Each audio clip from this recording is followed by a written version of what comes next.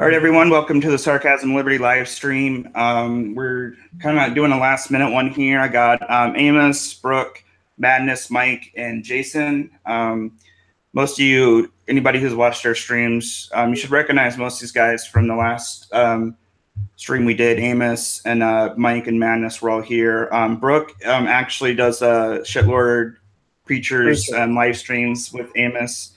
I was on their stream not too long ago. And then for those of you who don't know, someone else, Jason, that's the other half of Sarcasm Liberty. He's the other founder of the page. So like as the title of the stream says, is about the Parkland survivor. Parkland survivors. I figure like I wanted to keep it a little vague too. That way we can kind of jump around on that topic and discuss some of the different situations going on with them. Mike had something he wanted to kind of have a discussion about. And Mike, I'll hand it over to you if you want to explain your case there. Okay. My case with the Parkland survivors. Now, this isn't necessarily them who are taking this position, but really people who advocate for them. You see it in the media. You see it from the people who support their stance. Anyone who challenges their opinion on the Second Amendment or on the NRA, everybody accuses those people of attacking them. Now these kids, I understand that they're all kids, but these kids are public figures. They're taking a nationwide stance, and they're taking a stance that is not popular with some people. So naturally, and this is something that pertains to something that people believe strongly in. So of course they're going to challenge that position. It's not very fair whenever people try to dictate the narrative, dictate the argument, where they try to take you out of it completely by telling you that you're being hateful, you're attacking, you're being a bully. You cannot have an honest discussion that way. And of course, I mean, we've really seen the arguments from some people who are anti-Second Amendment. They don't want to have a discussion at all. I mean, that's pretty evident, but you know, I just wanted to put that out there because that's just something that I've been seeing. Does anybody want to comment on that real quick? I agree. They're not off limits just because they're first of all, they're not actually, I mean, they're not like little kids. They're like, you know, they're not even minors, are they? I mean, they're like 18. Yeah, most of them are 17 to 18, 17 or 18. Yeah, 17. I think some of them are 16, so they would still technically be minors. Okay, well, yeah. I think that depends on the state. I don't know what. Or something, right? Yeah. I mean, this was the same group of people that not long ago were eating Tide Pods and doing other kind of crap on YouTube. Right. Right. Am I getting this right? Yeah. Yeah, no, it's true. I mean, like but it's the same. Like 16 to 18. I don't know if you can really call them kids. I mean, they're young adults. They're on their way to being full grown. Some of them are technically full grown adults at that point. To kind of be like, well, they're children. Like, yeah, but they're also. I mean, you could be emancipated by 16, right? And the so-called organizers. That's more important. What are those age? Because those are the ones who are getting, of course, the most heat from people. Which ones? Sorry, I didn't catch that. The kids who so-called the so-called organizers. You know, Hawk and the other kids and stuff. Yeah, like, those get the most heat. So, you have the march. They were young kids walking there, like with their parents. But those people will go mostly after the so-called organizers. Yeah, I think part of the thing too is like a lot of the spotlight's just only being thrusted on people that are supporting like one specific anti-gun narrative. You know, like there's that, I can't remember how to pronounce his last name, but the Kyle, his last name starts with a K. Oh, yeah. He's remained very pro Second Amendment. What's that? Yeah. Can I say something about that one real quick too? The people I was just talking about, the ones who go after the people who challenge their stance, calling them attackers, calling them whatever. They use the same logic against this. Kashuv? Yeah, I don't know how to say it. I don't know how to say his last name. Well, they go after him now, like where they're going after him, accusing him of being a bully, accusing him of attacking. He's also a Parkland survivor. He goes to that high school, and he was there the day that happened. So, I mean, if you go to his, one should be good for the other, correct? I mean, if you go to his Twitter and you look through some of the, if you go to Kyle's Twitter and look through it, like whenever he posts something that's pro Second Amendment, he does a lot of like, he'll retweet something that David Hogg says and challenge it, or say something against it, and then he gets a lot of like vitriol thrown his way because people are not happy that there's somebody out there against. But like, it's funny because when it comes to people like David Hogg and Emily Gonzalez, it's always they're always considered survivors and victims. But when it comes to somebody like Kyle, suddenly like the words like survivor and victim don't come in. They don't come into play. They forget that kid was there the exact same day. He went through the exact same thing that all those other kids did. But because he doesn't fit into this narrative, he's like completely outcasted from the media. I mean, how long was it before? I don't know. Was he a cadet or something like that? Or there was one kid that was. I know there was a kid who didn't want to do a CNN interview because he said it was scripted, but then it turned out he was lying. Well, the kid's father was lying. Apparently. That's not. Well, they changed. There was some shady stuff there, but the Kyle kid is like, I would say the most well-known like pro Second Amendment survivor Parkland student out there right now. And I mean, it was for the longest time. Like he had more followers than some of the anti-Second Amendment ones, and Twitter wouldn't verify, and they finally did. But I mean, like he's not getting, the CNN's not lining up to get him on to talk about his point of view. I think it's very telling of like an obvious agenda that's there to show, they want to paint these students in a certain light, but the ones that don't support the agenda get, completely different treatment. Yeah, precisely. Plus, is that Bob guy, wasn't that what he's saying that he wasn't a bully of the shooter, and nobody left that cares about it. They were like, "Oh, you're still a victim," so blah blah blah. I'm like, Gonzalez. Really, the blame for it. Why the fuck are you still supporting it? I didn't even hear that. Gonzalez was apparently bullied the shooter. It was one of the bullies. There were multiple. Wow. Yeah. I would not be surprised if the rest of them either did. I haven't heard of that. Where's that? Where's that being reported? I don't know if that's verified. I've seen a couple memes with it and like a couple of small clips. I've seen the video where she said that, but that some people keep spreading it out on Twitter. Yeah, I don't know if it's verified or not. I'll look into that because I don't know if it's verified. That's the first I've heard of it. He said it himself that he was glad that he bullied the shooter. I'm like, wow, okay. She said what the fuck? Are you that stupid? That's ridiculous. But apparently left still in the top, like, okay, you're still a hero for saying like. So you're gonna side with a bully, and bullet even caused the shooting to happen. The kids are dead. The kids should be technically at least be arrested for that shit, because it's part of the blame. Yeah, that's really. I mean, if true, that's like crazy hypocritical of her. I mean, she doesn't seem like the most.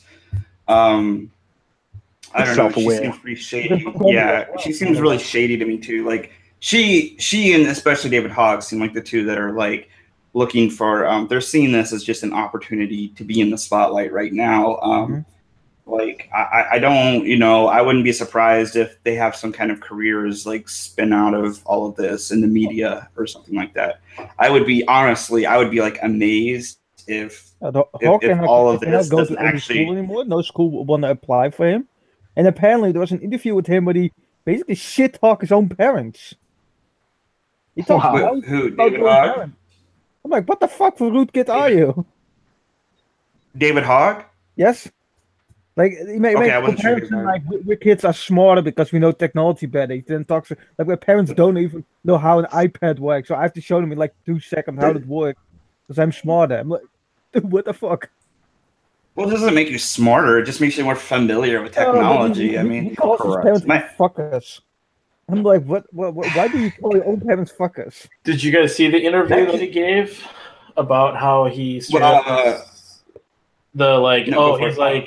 He's like, the NRA are just a bunch of fuckers. You could put fucking blood on their faces of the kids they kill, and they're not going to do anything.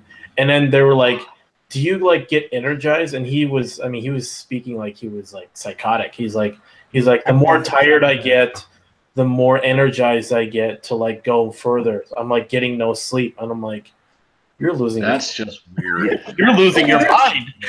There's all these like. I'd like to say something a lot of it. No, about that.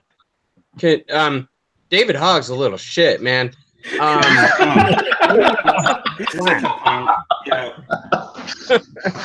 needs to watch his fucking mouth. Yeah, he's a that's just my opinion. But here's the other thing, though. Here's the other thing about those kids in general. Like, they're being used to as a shield, you know, for this agenda. And agreed. I don't know how much they're aware of the fact that they're being used, but like it's, you know, because the people who are using them as a shield are they feel like it's a foolproof defense. You know, they're kids. You can't attack the kids. It's for the children. You know, and at the same time, they're being used. They're puppets. At the same time, they're making it out to be like the kids are the front runners on this whole movement. Exactly. They're saying that these kids have organized all of this, have raised all this awareness. The kids have organized these rallies. The kids have organized these marches. Yeah. They did it with the help of mainstream media. They did it with the help of celebrities. They did it with $500,000 from Oprah Winfrey. They did it with support from people in the Democrat Party. It's not this grassroots thing. It's these kids with this huge like backing, and then like I've said before, the kids who aren't supporting that agenda are just being left out of it. They're being shunned by the media. They're left out of it. And that's where, like, okay, I'm going to get back about I think Amos was talking about how, you know, David Hogg is coming across as almost psychotic in some of his interviews. Now, there's things like, you know, if you go to like the anti-gunners, like there was, I think it might have been at the March for Lives, like some of the signs, there was one like, yes, we'll pry it from your cold dead hands, and all these like signs that are very violent and very disturbing. And these are the people who are supposedly anti-gun and anti-violence. Oh, while I see it all around the protest, heavily armed, protecting them, escorting these kids. And it's insane though, because like, I mean, there's some like some seriously disturbed statements that come from anti-gunners that make me like very like freaked out by them more than I am by like lawful gun owners. And then, I mean, when you have a kid like David Hogg, he's being like, you know, basically he's being told that like he's being put on a pedestal, you know, and he's basically allowed to say right now, like whatever bullshit he wants to say, you know, if he starts to turn like somewhat more of a violent rhetoric, I don't think it's going to be talked down. I mean, does anybody? Yeah, I'm like, I feel like the media would almost support it if he started going towards a violent rhetoric at this point. But what is it? CNN already is trying to say to Hawk like, "You're going a bit too far. What the fuck you're saying?" CNN is trying to reel him back in. Really? There's already message. Yeah, they're already trying to do that. They're doing that now. I saw that. But before, like the things that they said in the beginning were kind of going unchecked, and they were kind of just letting them dictate everything. Very stupid of them. Yeah. Now there's like, I'm not one of those, like, I don't think that David Hogg is an actor per se. Like, I think he's just a kid that's caught up in all this, all this shit. You know, I do think he's being coached. Now there was this video where he was talking and like he said fucking at one point, and there's this person that whispered like, don't swear during your lines. Yeah. I was like, that's creepy. Like, that is so creepy that like there's people obviously coaching him. That's like kind of live TV. An interview where he talked about his parents. He called his parents fuckers. Yeah. Yeah, he did. A good kid. That's why I said he's full of shit. Rude to say that about your parents. It's disrespectful. Oh yeah. That's what you get when you keep spoiling the kid. That is almost perfect. Exactly. Nothing wrong. Then you get that fucking attitude. Yeah, he's got like such a bad attitude. Like I've checked him out on Twitter sometimes, but like I follow fucking Trump and Hillary just so I can like have an idea of like just the random stupid shit they say, and it gives me material. I can't follow David Hogg. I can stomach Trump and Hillary, but I can't stomach David Hogg at this point. The kid just makes me like. I mean, you see the little hand gesture he was kind of giving. Yeah, and then like Anna Gonzalez had the fucking Cuban flag on her shoulder. Exactly. Didn't she have that? Whenever he gave that speech, there were 3 or 4 different times where he did that raised fist thing, and all I couldn't help but just look at that and think, how often did you stand in front of a mirror practicing that before giving the speech today? Because it was just so crisp. The movement was so crisp, just like he looked like he had one the day before, just doing it for hours. Somebody dubbed a Hitler speech over that. Yeah, I saw that. That was the thing I thought as well. But only the thing was like the memes. If it should be an open hand, that would be far more better to do it. The memes were glorious. Yeah, the memes were glorious. We had them all day yesterday. It was wait, was it yesterday or the day before? When was the actual march? Was that yesterday? It was Saturday. It was the day before, right? Saturday, yeah. Saturday. Oh, okay. Well, Saturday we had Parkland kid memes for days. Including the leave behind. Tim's the woman was they always leave so much mess behind. Like environment, they don't care about environment even. But they like the thing, protesters. This. People don't believe they're idiots, but saying that they just litter everything around. I didn't see the aftermath, but I imagine it was like just completely trashed afterwards. Oh, I bet. Mm-hmm. Yeah, I didn't hear. Like, I actually avoided like having to listen to any of the March for the Life like speeches because I was pretty sure I was going to like punch in my phone or something and just been like, Jesus Christ. Oh, sure. I actually had and Brooke and I have talked about this person, someone I know in my life, a social studies teacher that was at my high school, actually posted an article about presenting a case to repeal the Second Amendment, calling the concern for government tyranny a relic of the early 1800s / late 18th century kind of thing. And then of course I posted the whole thing. I said, liberals are sitting around, throwing around the narrative that, people are being gunned down in the streets by cops. There is institutional, actual government, sponsored racism still going on. All these people are dying in our country, but and Trump is a give them your guns. Yeah. Another thing on that too, people always say that an AR-15 is not going to be very effective if the government does in fact turn on its own people. They say your AR-15 is no match for the government's drones and tanks and machine guns. First of all, either you're making a case for why the government shouldn't have those or why civilians should have access to them, first of all. The second, you can't sit here and flip-flop back and forth between the government's not going to do that or you're no match for the government. I mean, pick one. Well, pick one of them because you can't both. I call it just the ultimate deterrent to government tyranny. I mean, 330 million guns. I mean, with however many other weapons that probably people aren't supposed to have.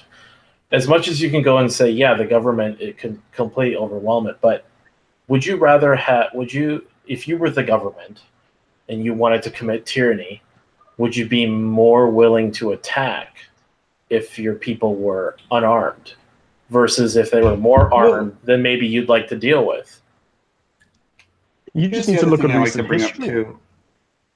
Yeah. Well, the thing I like to bring up is like people always overlook the fact that if the government tomorrow said, you tried to tell the military and police, we're going to go forcibly round up every citizen's gun. Do you really think that everybody in the military and every police officer is just going to go along with that? Nope. I feel like it'd be fractured overnight. Yeah. By the way, this is one of our the memes. I don't know how well you can see it. It's the like Ralph, and it says we are helping. Oh, I saw that earlier. I just saw it. Yeah, that's one of the ones that we. Yeah, I stole that one. No, I didn't make that one. To in all transparency. Jesus. I'm looking through the ones that Jason had posted, and there's one where there's a woman. I only made two. I only made two that were actually original.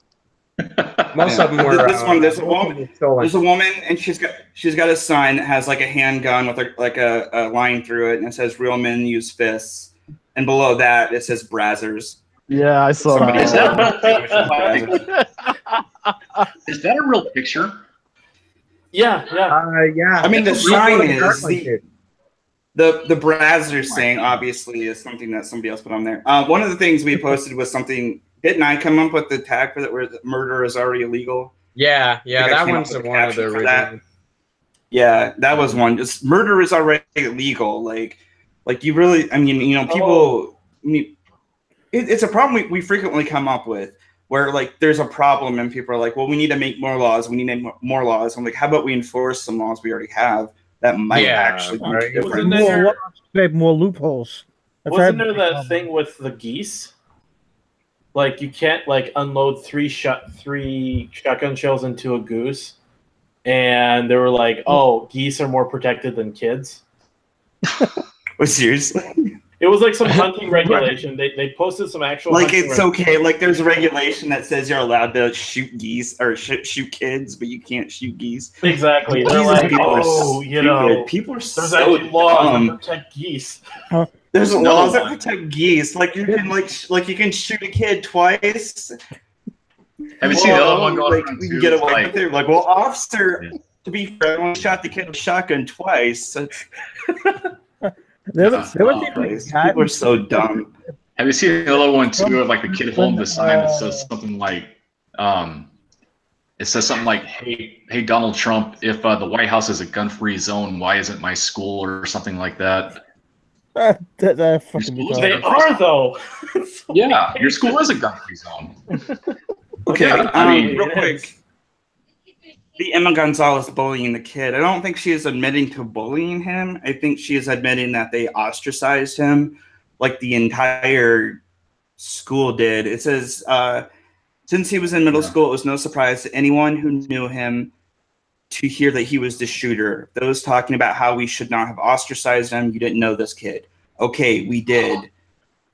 So I think they're admitting that they weren't nice to the kid. I don't think she's outright saying they bullied him, but I think But here's the problem: is she is admitting that they were kind of part of the problem. Like they did ostracize this kid. They let him be an outcast. Nobody reached out that he was a bully, but because she said it in the video that that's just the only thing. That's the only thing I could find. The only things I could find were like that says that she was a bully was like not actual quotes, but that was the only like flat out quote I could find. Right. But yeah, it sounds. I mean, like she's admitting that. Like basically, I mean, like, and that's the problem with a lot of the cases.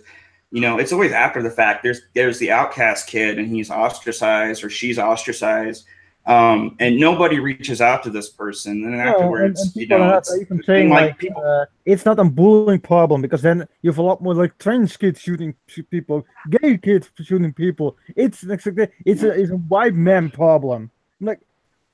But this shooter wasn't even a white male. What the fuck is that for bullshit? But what I'm saying here is, I think what she was trying to say is, it's not a mental health problem. It is a gun problem. But I'm like, she kind of accidentally admitted that like they made his they kind of helped put him in that spot, in that bad state of mind. Nobody ever reached out to him. Nobody talked to him. Things like that. Real quick from the chat. Eric Smith says, like Kyle has said multiple times, the Second Amendment isn't just intended to fight tyranny, but to prevent one from rising in the first place. Fair point. So, I don't know. I heard that the shooter though was kind of a bully himself. You know, like I think they usually are. Yeah, I've heard things where like he was like somebody who was supposed to be his tutor or something, and he was like really awful to her, I guess. But yeah, I'm not surprised to hear that. I mean, it sounds like the dude. Okay, and like we've had this discussion before, but I mean, I think we talked about this on the last stream where I had a bunch of you guys on of like mental health wise, like is there things that can be done ahead of time to prevent a shooting from happening, specifically when it comes to mental health stuff? Lock them up. No. Lock them up. I mean, like, as a society, are there things we can do? Like, because I know we talked about. Well, they can. I mean, the FBI and the local law enforcement can do their damn job without making it a national issue. I mean, obviously, FBI is like a national organization, but like, I mean, the local law enforcement dropped the ball big time on this, and they're sweeping that under the rug and making it about everybody else's guns in the NRA. Yeah, and it's not. Well, I'm saying like though, like. As a society, though, like, because when we talked about this last time, one of the things I brought up was like school counselors and things like that, and having people within the school that can, like, when I was a kid, I was I had my group of friends, but I was pretty much like, I was in a very small group of friends from the rest of the school. I didn't really feel like I fit in a lot. I had my own problems and stuff like that and like when I would go and talk to the guidance counselor like once every couple of weeks, and that helped, and having like we don't even have more. Yeah, and that's crazy. I mean, I think like having more things available where like people who are feeling like they need help can get help. People just need to talk. That's something really good. Yeah. Mm-hmm. I mean, it's not hard to get from like. Man. I mean, when you're looking at it, how do you identify? You don't want pre-crime, right? You don't want to judge everybody by their circumstances. Say, okay, well, this is a fatherless kid. He's being ostracized, and then suddenly the FBI swoops in and puts him under surveillance. We do have the civil rights issues and the privacy issues. And Minority Report. Yeah, we don't want minority. Yeah, that's right. I'm not saying like. Yeah, I'm not saying like we should. What can we do to identify these problems and take away their guns? I'm saying, sure. I mean, I think fatherlessness is one of the biggest issues that has actually come out. Be right back. Of this entire. There's a couple of psychologists. Apparently, a lot of the shooters. I don't know how many, but a lot of them come from like fatherless. Well, hold on, guys. It sounds like there's a bunch of. Hold on, everybody. Like, I don't know if it's my. Hold on. I'm having some issue here with my thing. I hear nothing. Hold on. Good Lord. I had like some weird feedback thing going on. Can everybody hear me? Yeah. I can. I hear you. Okay. Yeah. I had this crazy feedback thing. I couldn't figure out what was going on. It was like a few seconds behind was like playing over the top of everybody else talking. I'm like, what the fuck is going on? Okay. So back to what we were saying. I think I got it figured out now. What I was saying though is like I don't think as far as like we should definitely not use mental health as a reason to take away somebody's guns. But like seeing that somebody is in need and trying to help that person in need, that's where I'm getting at. Like not being like, okay, this guy looks like he's having some issues. We should like try to go. What can we do to like help him? Ways to reach out to a person.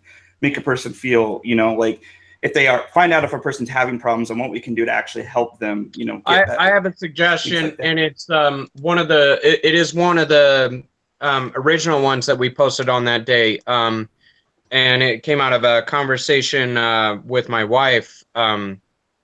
It was so I have to look it up. It basically says making a difference as opposed to making a scene. Like the all the Parkland you know, all the protesters. So I took a still from the walkout day, the organized walkout day, and then everybody's holding signs up about take away the guns, and then there's and then the other picture is of a guy sitting next to another kid at lunch, you know, the lonely kid at lunch, and it says if you really want to make a difference, like, you know, sit next to the lonely kid at lunch. And the link I posted, it was from a year ago. Here it is. It was from a year ago. There was a group of people, a group of kids that they got together and they formed a club, you know, and they were like football players, and they were the popular kids. And this is really unusual. And this was also in Florida. And this is and what they wanted to do was make it a point so that at lunchtime, anybody that they spotted sitting by themselves, that they went and interacted with them and just sat down with them for a minute, you know, and said like, hey, how's it going, you know, and introduce themselves and get to know, especially focusing on like the new kids and stuff like that. Yeah. But like, you know, their goal is that nobody would be left, like nobody would be left on the fringes by themselves, like at lunch at least. I mean, it's a small thing, but it's a big difference. Yeah. And there needs to be more of that. I think that's great. More of that kind of approach to things. Everybody wants to pass a law every time something happens, but maybe maybe not, like, you know, maybe show some compassion to your fellow man. Yeah. You know, and maybe teach our children to do that. Yeah, and I think those are the things we need to be doing on small scales like that. Like within our societies, within our small communities, we need to be doing stuff like that. That's where we can really be the most effective, to be honest. You know, we can make these laws that affect the whole nation, or we can look within our own communities and see what we as a community can do to try to make things better. That's the best way to actually make some kind of change. What happened in Parkland was it was a breakdown within the community. It was a community issue. It was not a national issue. But I just, real quick, the comments, somebody said, I don't know, what about those of us that don't want to interact with people? Most people are fucking terrible. Yeah, that's true. Yeah, that's definitely true. You know, there's a polite way to just be like, sorry, you know, I'm a loner, you know, like I'm an introvert. I really don't, Also, they had said too, when we were talking about like some of the mental health stuff, with literally the only way would be to share private health info with the FBI, unless, like in this case, dude has been reported like 30 times. So like that's the thing, like if somebody's mental health stuff is leading towards, but there's like outward signs I feel like you can pick up on, and you don't have to have a mental health diagnosis to feel like, you know, have a concern for a person. You know, there are usually signs that you can pick up on and things like that to, you know, try to figure out what you can do to make a difference. What could be done, even if you pick up the signs, like until they actually do something, there's very little the authorities could actually do. Oh yeah.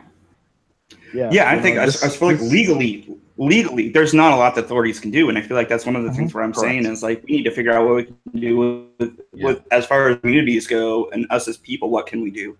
Real quick, I want to let me see if I can get this done here. I was gonna say not to get all. I'm screen sharing. All right, real quick, can everybody see that meme now? Yes. That's the one I was talking about. Then there was the Ralph one from their Time magazine thing. Yeah, that was funny. And one more is the this is one of my favorite memes that we did. It was murder is already illegal. You know, it kind of it's a very simple one, but I think it gets the point across. You know, like, you know, it's not the legality of the issues we need to be concerning ourselves with. It's like what can actually be done about it besides just making things legal. Right. From the chat, sure, outward inputs like required reporting by therapists, etc., which they did for the Parkland kid, and the ball got dropped. Yeah, I feel like and as it was brought up, is just in this case, like, you know, we can sit here and discuss all these, like, what can we do? But in this case, this is a case where, like, a lot of those things were already done, and is just, you know, the police and everybody, they dropped the ball so bad. Quick question. That's what I have a real problem with that county sheriff people, because you know, they refuse to take responsibility for fucking up. Somebody was about that guy. Quick questions. For you guys, specifically you guys here that are here in the U.S., what are the laws for carrying? For like, to be licensed to carry, what are the laws in your states? No, but in your states. In what state? In Missouri, we have constitutional carry. Carry without a permit. Oh, really? That actually happened. I want to say it was January 2017. The law changed, where they switched to they call it constitutional carry. Let me see if I can find something on it. I'll share it in the chat. So, in terms of the carry, do you need to go through any sort of certification or get any sort of permit to purchase or carry? No. Oh, wow. Well, okay, Indiana. For Indiana, you have to have a license to carry, but Indiana doesn't actually specify what kind of carry. So if you have a license to carry, you can open or conceal. That's my understanding. Because here in Minnesota, I actually just learned this the other day. There's a permit to purchase, but it doesn't like, and then you would get moved from that to a permit to carry, which is like a 1-day class you take, basically basic gun safety. And then once you're done with that, you have to speak with the essentially your local police department, the chief of police in your city, for him to grant you to basically consider it. Because if he chooses not to, which doesn't happen often unless there's some good reason he shouldn't, he would grant you the right to carry. But because someone told me that, and they were like, they can deny you. And I'm like, why? And he goes, well, it doesn't happen really unless there's, you know. But it is a weird thing, like why the police have to grant that to you. Like, you've already gone through everything else. Jason, do you know the... I live in the Wild West. So in Arizona, Arizona, the right of the individual citizen to bear arms in defense of himself or the state shall not be impaired, but nothing in this section shall be construed as authorizing individuals or corporations to organize, maintain, or employ an armed body of men. So that's the beginning of it, and then there's so basically, so here's the gist, the short version. Arizona gun control laws are among the least restrictive in the United States. Arizona laws states that any person 21 years or older who is not a prohibited possessor being the key word, may carry a weapon openly or concealed without need for a license. One of the prohibitions, I don't know, I have to look into what all what makes you a prohibited possessor, but one of the prohibitions, from what I understand, is if you are a marijuana card carrier, because we have that's stupid. We have like marijuana, like you can have a and then if you're like a felon, obviously, the felon one is understandable, but marijuana. So if you're a felon. And I don't know I don't know how like deep that rabbit hole is. I have to look up. You know, I'm sure there's a bunch of like things that make you but 21 seems like the cap. But well, it is. But if you're a card carrying medical marijuana patient, then that makes you a prohibited person. And I think that's Arizona law. I have to look into that, but I know that is a law in some of the other places where medical marijuana is legal. Because if you're card carrying, then we really know. But then what if you're smoking without a card? But still, like, right? So in other words, doesn't really do shit anyways, except makes it so that you can go into the dispensary. But that's pretty much it. That's like claiming like marijuana is gonna like make you go completely insane or something, or lose your sense of reality. It's just the most violent thing. The most violent thing a marijuana smoker would do, I think, would be reach over and take in someone else's Cheetos. But other than that, I don't think. Yeah, assault someone Cheetos. Even if something happens, Well, it has it's different high, effects. Like you don't see stories about someone going on like a marijuana bender and just flipping out and doing a bunch of violence. They're not bath salts. You know, you don't hear stories like that. Right. Yeah. Like marijuana is a set, like it sedates people usually. It mellows you out. It doesn't like make you like it doesn't like it mellows you out. There's also sativas, and sativas are more of a stimulant. But so it doesn't make people like it doesn't. There's a difference between wheat and hash, by the way. It's like, to me, it's in the same like with alcohol. You know, like alcohol can alter your state of mind and stuff like that. But obviously, you don't go shooting or anything like that. People are generally worse on alcohol than they are on weed, I think. Unquestionably. It depends a little bit. If you have schizophrenia and shit like that, it's better not to take hash because it can make the schizophrenia worse. Right. Weed can actually make it less bad for the periods of time. Real quick to those our viewers though, I'd like to hear from you guys from Amos's question of like from your state, if you're in the US, like what is your state like with purchase and carry and stuff like that? Like what are your guys' rules? Quick question there to found clarification. Arizona guns. So can you own in Arizona for guns legally? Are you asking Jason personally? Yeah. What was the question? Tell me one more time. What guns can you own in Arizona legally? What gun? Let me look. You know, that's a good question. I don't know. I heard something about like. I know what kind of guns that I've handled in Arizona, but I don't really. I haven't really paid attention to the laws. Like, you know, I've fired multiple AR-15s, for example, but I'm pretty sure they're still legal because the everybody who has one has bought them legally. So they've got to be legal. Real quick from the chat, when we were talking, Jason was talking about how like you can't, or we were talking about like, you know, even if you weren't a card carrier for marijuana, you could still do marijuana and legally purchase. And they said, well, you can't legally purchase a gun. They'll ask you on a background check if you use illegal drugs, including marijuana. And I would say that I would imagine most people, if you were a non-legal user of marijuana, you would just fucking lie on your background check.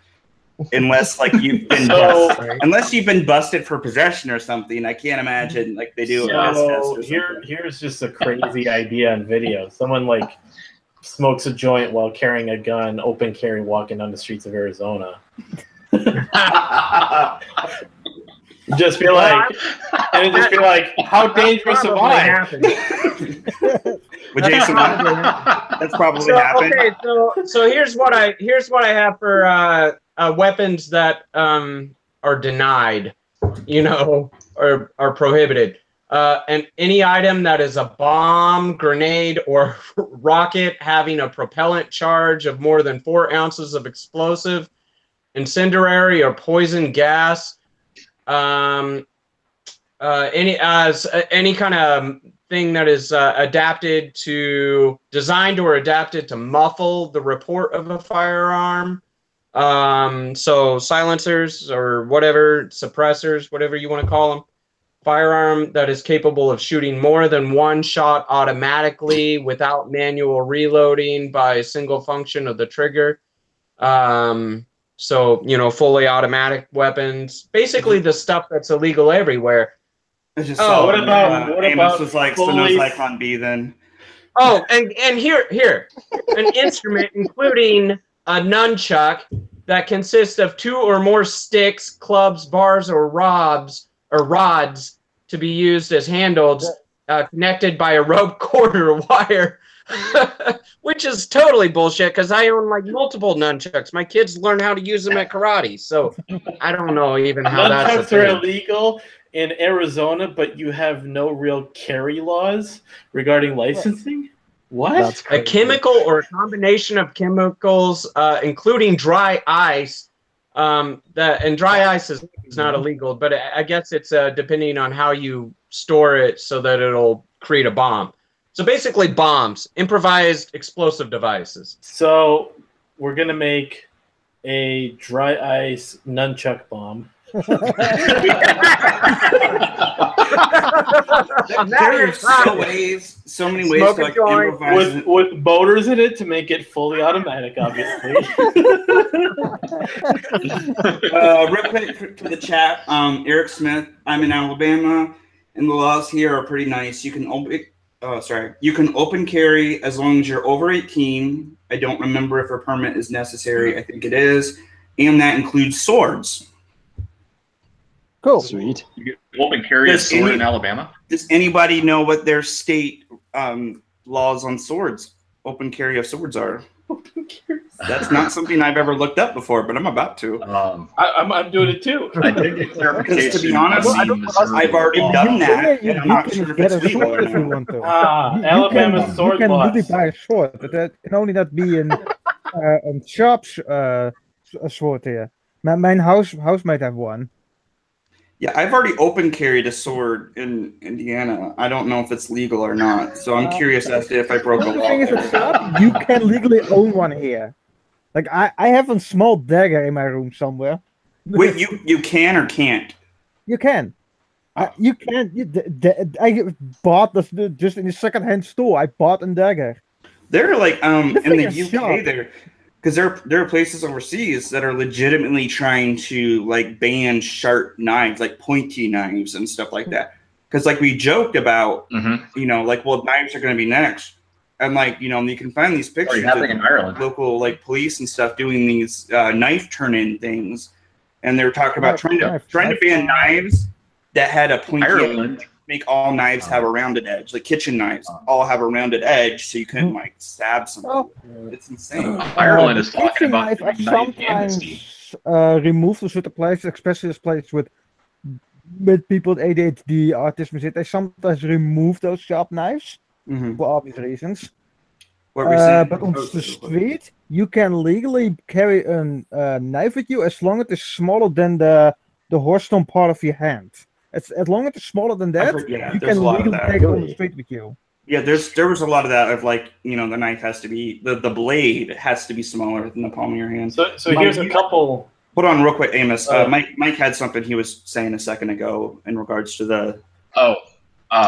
First I was saying that Ireland is talking about doing knife amnesty because there are so many knife attacks happening in the UK. I mean, everybody talks about UK's gun ban, but now they have problems with knives. That shows you that it's not, obviously it's a person problem, not the tools that are the problem. Yeah. What was your second point? What was their attack? My second point, Amos asked me earlier about Missouri's gun laws. Now they had a law that you had to have a permit to conceal carry.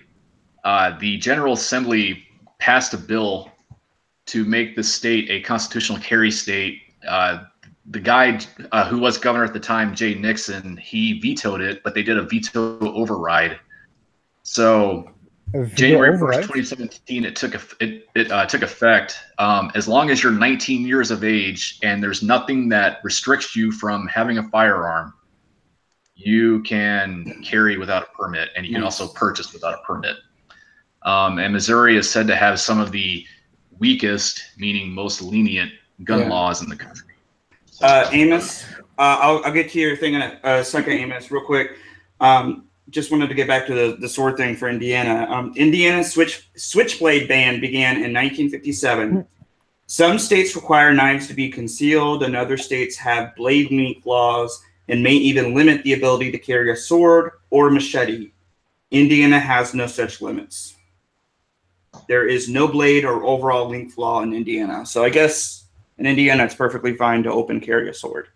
Probably a lot of places that would say, no, you can't do that here, but that's good to know. Amos, what was your thing? Oh, in California, anything with a fixed blade like a sword must be worn in plain view. Sheath knives worn openly are not considered illegally concealed weapons. However, if you're carrying a cane sword, what's a cane sword? I don't know what that is. It's a sword, a walking stick. It's a sword and a cane. Yeah, you could be charged with a misdemeanor. Now, how are they going to know that? In Texas, So that would arrest the red Sir, can I see your cane? Okay, as somebody who used to use a cane, I almost bought one of those. Like I really wanted one. It would have been fucking awesome. I almost bought a cane that was a taser. That's pretty cool. I think that one existed. It would have been awesome. In Texas, illegal knives are described as knives that with blades longer than 5.5 inches, along with swords. So, however, swords are legal to carry if they're being used in historical demonstrations or ceremonies in which the sword is a significant to the performance of the ceremony. In New York, possession of a cane sword is a misdemeanor, and it can become a felony if if it is the sword carrier's second or third offense. Okay. See, how badass would you be sitting in court being called the sword carrier? Awesome. From the chat, somebody's saying about you can still only buy a handgun at 21 in MO. Is that Missouri? MO? Yeah. Okay.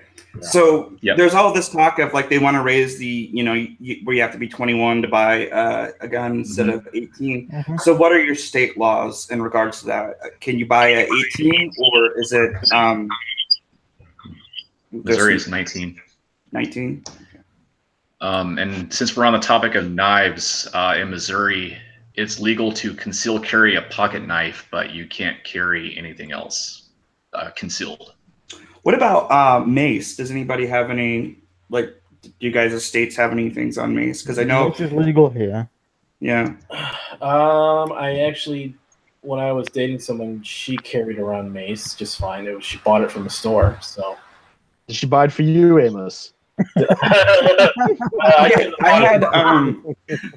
had some mace. You can buy it here. And you can carry it here, as far as I know. It just depends on where. Like my wife can't carry it at work, for example. Yeah. I don't think I could carry it at work either, to be honest. I had mace that it looked like a marker.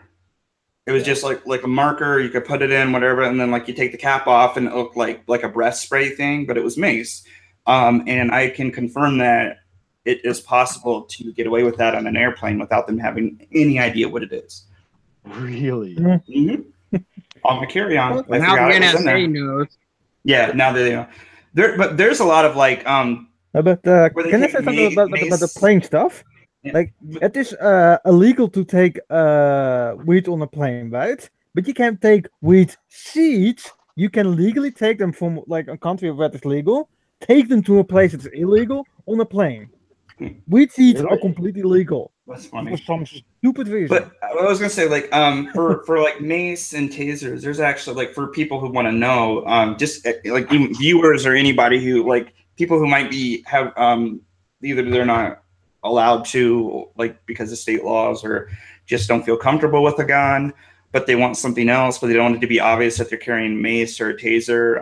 There's hidden mace things like the pen. There's lipstick mace. There is tasers that you can wear on your belt that'll actually look like a flashlight until you pull it out.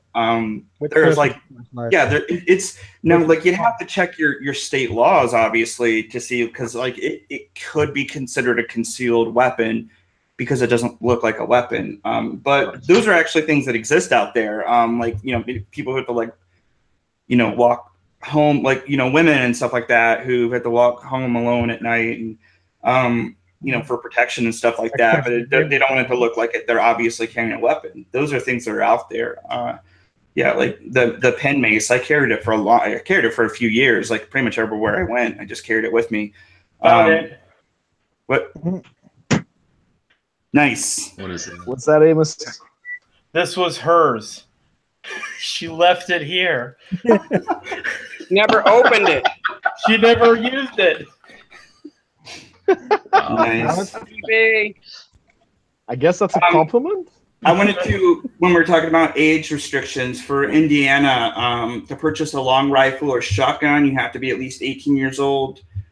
But to purchase a handgun, you have to be 21 years old, and you have to be a resident. Ooh, that's weird. Because those guns really make a difference, right? That doesn't make any sense.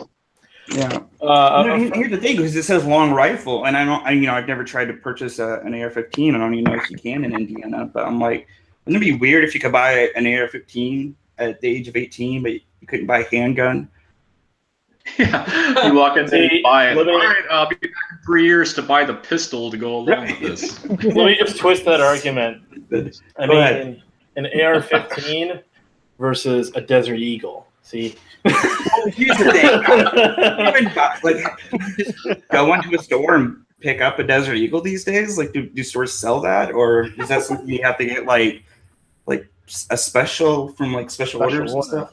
Yeah, because like I don't even know. I mean, like I don't think I've seen. I haven't been in that many weapon stores, but I don't think I've actually been in a weapon store that has a 50 caliber handgun of any kind. That's 50 crazy. caliber hand. I've seen those. Those are. Namix in the chat says that the age thing, the handguns at 21, he thinks it might be a federal law, not just a state law. Really? Interesting. Yeah, I'm gonna look that up. But is there some new gun restriction law coming through the pipes out of this March or anything like that? I think Vermont just had something, didn't they? I did state to state. I have no idea because I haven't kept up on state to state. Does anybody know? Trump said he's not gonna. Anybody in the chat too, if you know, speak up. But go ahead, Madness. Like, no, at least Trump has said he's not going to remove the Second Amendment. Like, I don't know how he will be able to, but that was still funny. Some guy reacted to it, and he states, like, that guns have nothing to do with Second Amendment because guns exist back then. Oh what for fucking moron are you? So I'm trying to look up federal age to buy a gun, and of course the first thing that pops up is a fucking Guardian article complaining about how you can be 21 to buy. You have to be 21 to buy alcohol, but you can buy an AR-15 at 18. Like, dude, that's not what I'm fucking looking for. Have you heard of the Puckle gun? Yeah. 1718, the Puckle gun, the first known machine gun. Remember the CNN town hall that took place right after the Parkland shooting, the one where Dana Lash was. I remember there was one person who was there who brought up the Second Amendment and brought up about how they only had muskets back then, and then Dana Lash, she told this woman, she said, well, back then they had this thing called the Puckle gun, and then her response is, that doesn't make it right. Okay. I just real quick, I did look it up, and it does look like they were right. The federal age is 21 to buy a handgun and 18 for like rifles and shotguns. That doesn't make any sense. It doesn't make any sense. That is insane. You can buy an bringing that up. at 18? Automatics in the chat. I appreciate you bringing that up. Government to do More dumb crime is stuff like that. committed by handguns, so they wanna limit that until you get older. And that's easier to conceal. I think that's probably the big thing. More crime to conceal. Yeah. I'm sure that's where it came from, where the law came from. I'm going to do some research because I would be interested in how long that's been a law and like when they actually pushed to have that age gap between like rifles and handguns. Because there was obviously, a point where they actually, I doubt that's always been the age restrictions for those two weapons. So I would be interested in knowing like what the catalyst for that was and like when that actually happened. Oh, apparently Dakota Maddox, who's been commenting a lot, he's a firearm instructor. So that's where his gun knowledge comes from. Makes sense. Thank you for your input. Appreciate it. Did you guys ever watch the Family Guy episode where Stewie and Brian went back and gave the Indians guns? I have not. That sounds amazing. No, but that sounds like a good episode to watch. Basically, they gave the Indians guns. They come back to the present, and basically it's like still America, but it's run by Native Americans. And then they like everything is like everything's completely different. So then they go back to like change it back, so they take the guns away from the Native Americans. So it's kind of wow. Okay, yeah, Dakota Maddox, he said that handguns are used in the vast majority of gun crimes, which would be why they're most likely the thing. But he also said that he He says he's not sure. He's almost sure, and he remembers when he was younger, you only had to be 16 to buy a shotgun. Right. Is that in Missouri? Yeah, I think he's from Missouri, so I don't know if that was a boy. So yeah. Okay. Oh, you know him? Yeah. Okay. Yeah, he's been great in the comments. I've really appreciated all of his comments. You can't find guns on Google, by the way. Yeah, I've noticed that. He's got a lot of knowledge when it comes to guns. Great guy to talk about that. Dakota's very knowledgeable on the topic. He's been very good. We should have him on the show sometime if he doesn't mind. That would be great. If we'll have because if we do another big gun discussion, I would love to have somebody with that much knowledge come on the show and talk about it some more. That would be amazing if he's ever willing to. So Dakota, if you ever want to come on sometime when we do another gun live stream, I would absolutely love to have you on and pick your brain a bit. All right. So is there? Let's see. We've talked a lot about the guns and here's just a quick thought on the handgun thing. Go for it. It's interesting how handguns are committed in the vast majority of crimes or just gun-related deaths. Mm-hmm. No. But wait till I. Sorry. I was laughing about something else. I was like, geez. I'm proud. No. It's interesting. Oh, that was the worst time. It's interesting how time to do that. Handguns are, and it just so happens that handguns are the easiest to use firearm.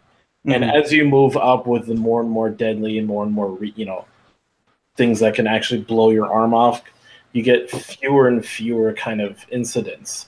It's really just the common guns. So when you look at the real gun enthusiasts who are actually getting guns, like arsenals, they're not the ones that are committing the crimes. It's the guy that gets a hold of the handgun, the AR-15, and maybe has decent knowledge, but it just goes to show. It's like saying, what car is involved in the most accidents? Well, you could probably say beaters. Yeah. Because those are probably people that are in different situations in life who are more likely. Now, I'm not trying to say that's just it, but you look at are you going to have the most car accidents with BMWs or Maseratis and stuff? I mean, they do happen, but are they going to happen more in those cases? What? I wonder if the most popular car in the U.S. is also involved in the most car accidents. Okay, I would be really curious real quick. Just question though. Completely not off the subject, but if anybody is willing to share, what firearms have you actually shot before? None. 22 rifle. 22 rifle. AR-15. AR-15. Okay. Oh, that's right, you did, Brooke. Madness, have you ever fired any? Nope. Mike? I want to. When I was younger, 12 gauge shotgun, mm-hmm. And then I was in the military, the M16, the M4, 9mm. Cool. But that's it. Yeah. AR-15, 12 gauge shotgun, and then various handguns, 357, 9mm. I own a 357, and a 22. And that's about it. Does everybody want to hear my big list? Well, you were in the yeah. No, I wasn't. Yeah. The rest is M16, 9mm, M249, M60, 50 cal machine gun, the Mark 19, which was a fully automatic grenade launcher, M203, which I'm sure that you shot, Mike. 50 cal. 12, some 22s and shotguns and stuff like that. And if I really went into detail, I could probably dredge up some little ones that I have forgotten about. Yeah. Now here's the thing though. Who here actually owns a firearm right now? I do not. I currently do not. I can't even get one. I'm certain of it. Yeah, I know, man. Just can't even get one. It's funny how you, Brooke, because I don't know what the gun laws are by you. Do you own a weapon? No. I don't want to. Trinidad originally, living in the UK, so it's very problematic in the UK to get a firearm. But I was telling Amos about this. That they have these crazy ways of getting around the issue of pistols. So it's easier to get like a rifle, and it has to be a certain length. So if you try to buy a firearm, they attach a piece of wire to the back of the handle to extend the length of the handgun to claim it as a rifle, and that's how they get around the rifling laws. Don't forget Uzis, Brooke. Yeah, well, you can get some fully automatic weapons out there. Ironically, you can get like Uzis and I mean, I don't know what else they're offering. For hunting. I'm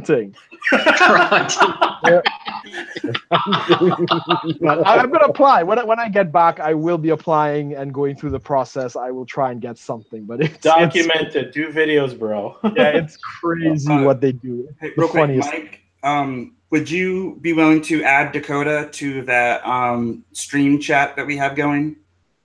So I have his on Twitter. On Twitter? Yeah, yes. that group messenger. Could you add him on there? That way, I got his Twitter, and I can make sure he knows when we do the next stream. Yeah. Also, whenever Amos was talking and I laughed, the reason I laughed is because Dakota sent me the Ralph gif and said, "I'm helping." So, yeah. Didn't mean to, I mean, it was the worst time to laugh because you're talking about stuff that guns do, and I just start laughing. So I just wanted to throw that out there that I wasn't laughing at what you said. People, everyone gets a meme, and then we're all laughing. That is something funny. Like I know that's thanks to mine. I can get an NRA membership here. That is possible, despite the fact they're not actually here. Yeah, you can global. still get a membership here. Yeah. No. Funny.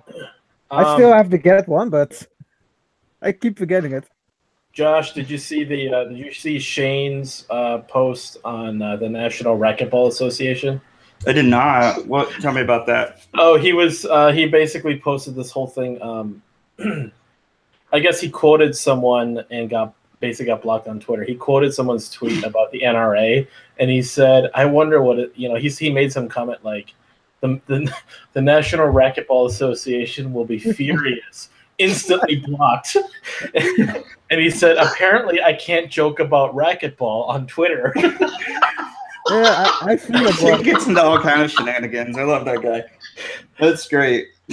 And then he was like looking for the Twitter, so I sent him like, there's no actual national, well, it probably is, but they don't have. Yeah, I wouldn't doubt it. So I sent him USA Racquetball's official Twitter. That's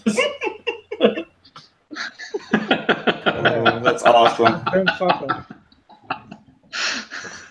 I'll have to find the exact what it. Yeah, definitely. I'll have to. I haven't been as active on Twitter or just pretty much anything like in the past few weeks. Okay. Does anybody have anything else on this topic that you want to add, or does anybody have an idea for like another topic to jump into? I wanted to ask where everybody was following the march from, like where we all getting your information. That's good. Like what news source? News sources. Anybody go out? Alternative media, that kind of thing. I was in a blackout for it because, like I said, I would probably have like punched a screen or like my phone or thrown it or something. I could not tolerate it. But yeah, that was me. I think I was the only one, and with some Twitter things that seem floating around. So like Twitter feed updates. Yeah, and Philip the Fink, although he completely skipped over what what the kid said about the bullying. He completely skipped that for some reason. And he can't. Yeah, he doesn't cover everything sometimes. I know he's got a lot. I just found it here. Pool? Anybody watch Tim Pool? Watch what? No. Oh, Tim Pool? Yeah. No. He was there. He went out to the march and he interviewed people. Oh. Okay. Yeah, and I mean it's all this. It's clear enough people don't actually know the issues, and he's not an expert, but he tried to be objective. With the women's march, there's no difference. Yeah, pretty much like the women. So Shane basically replied to this guy Kevin Brennan. I guess he's a comedian. He just said, "Are you talking about the National Racquetball Association?" And then within minutes he was blocked. And then he said, "Today I learned on Twitter that I cannot joke about the NRA or racquetball." That's amazing. I remember that because I was just talking about soccer. Big butts, fucking, they're completely fucking useless. But hey, yeah, that's fun. What is the this is completely off the thing. What is everybody currently watching, like TV wise, movie wise? What was the last thing you watched? Roseanne? Yeah, I watched Roseanne. Amos, was that it was you? actually really good. Huh? Who said Roseanne? I'm on a different screen. Roseanne. Jason said that? Okay. Yeah, You're watching the new one or the original? No, the return. Like, it's new. It just came back. Yeah, I knew there was a return. I didn't know if it was on yet. It was actually pretty good. It was. I mean, if you like that sort of I thing. didn't watch it. I know that where you can download it because I have a torrent website where I torrent my episodes. I was actually a fan of Roseanne, like the show. I like the sarcastic family kind of humor. They got real like political, like and there's some stuff in the new one that is kind of stupid. Like Darlene is living at the house again, and she has a son who likes to dress like a girl. And they're just trying to. That's kind of weird. I don't know. I'm not sure where they're gonna go with that, but that's kind of like fucked up. But like beyond that, if you can get past that, there was an interesting back and forth between Roseanne and her sister over like one of them. Roseanne voted Trump, and her house voted Trump, and the sister voted Jill Stein. She was a Hillary supporter, but she ended up voting for Jill Stein, because Roseanne convinced her that voting for Hillary was wrong, and so they had this whole back and forth. It was funny. I mean, it was funny. Okay, Real quick, and I think this is just going to be addressed to Brooke and Madness, because Dakota had a question for people not in the U.S., for the whole, I'm assuming he's talking about for the March for Your Lives thing. How was the coverage in the foreign press? Like, did they skew it? Was it? What's the mainstream news here since the 90s? I don't trust them. I don't. Yeah, and you said you mostly watch Twitter, so like foreign press. What about you, Brooke? Did you watch? Did you catch any of it on foreign press? I'm a trader, so I watch the financial news. So that's kind of my only live news that I get. And they did touch on it. And there was an event in Britain.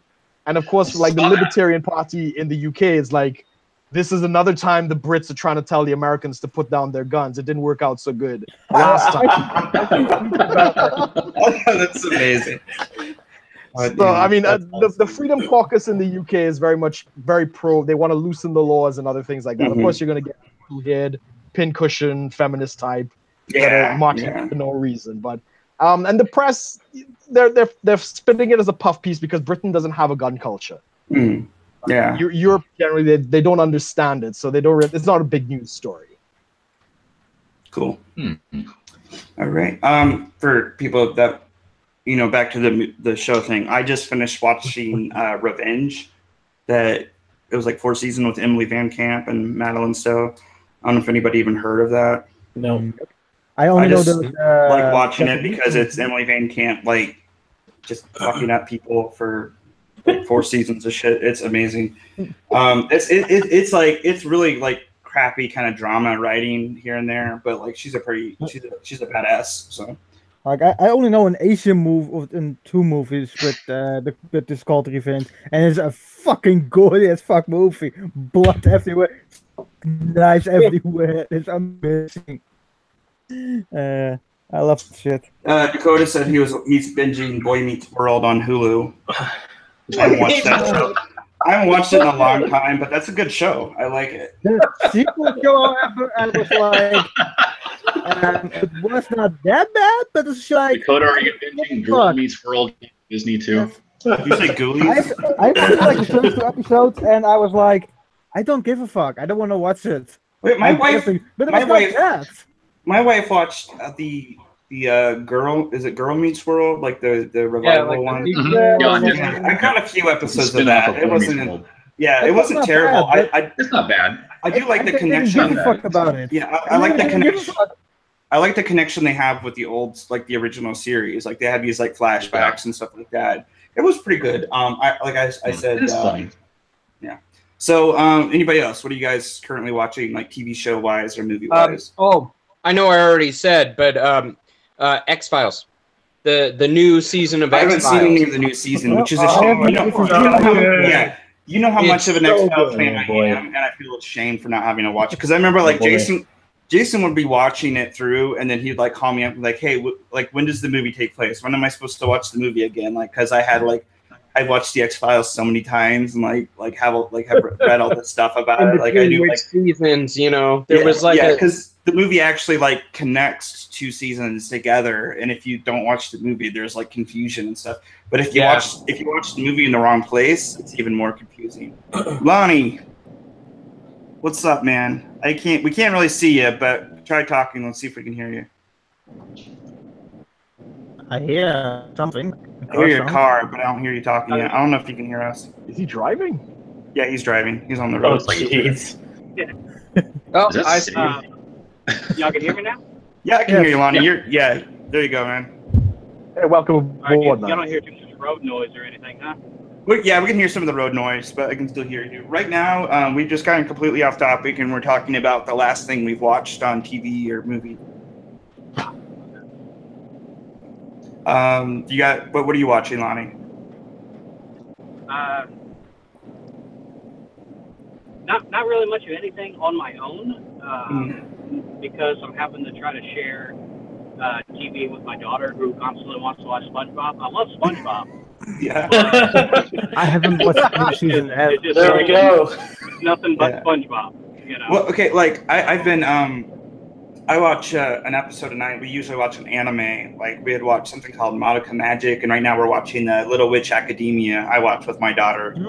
We pick an anime on Netflix too. Yeah, we pick an anime and then we watch like one episode a night and we go on for a while. So she wants to watch Full Metal Alchemist sometime. I'm not sure if we'll watch it. Full Metal Alchemist so good. Yeah, but I'm not sure because I liked Brotherhood more than the original one. So like, there's going to be this struggle. Like, which one do I have to watch? Live action movies. We're having an anime discussion now. Oh my god. Yeah. So okay, Amos, what are you watching? I'm actually watching Smallville right now. Okay. I've never seen it. I've never seen Smallville. I've never seen it. I feel so bad. I haven't seen it yet. It's superhero TV before radicalism kind of hijacks some shows. Can't be worse than Gotham. Yeah. Gotham is good right now. Smallville is on Hulu, but my wife won't let me watch it without her, so I can't just like binge through it on my own time. So I have to wait. But right now, we had just started. We watched the second episode of Orville tonight. Has anybody seen that? I only saw the first one. It's good so far. I really like it. It's a very good satirical. Like, it reminds me of what's it, Galaxy Quest.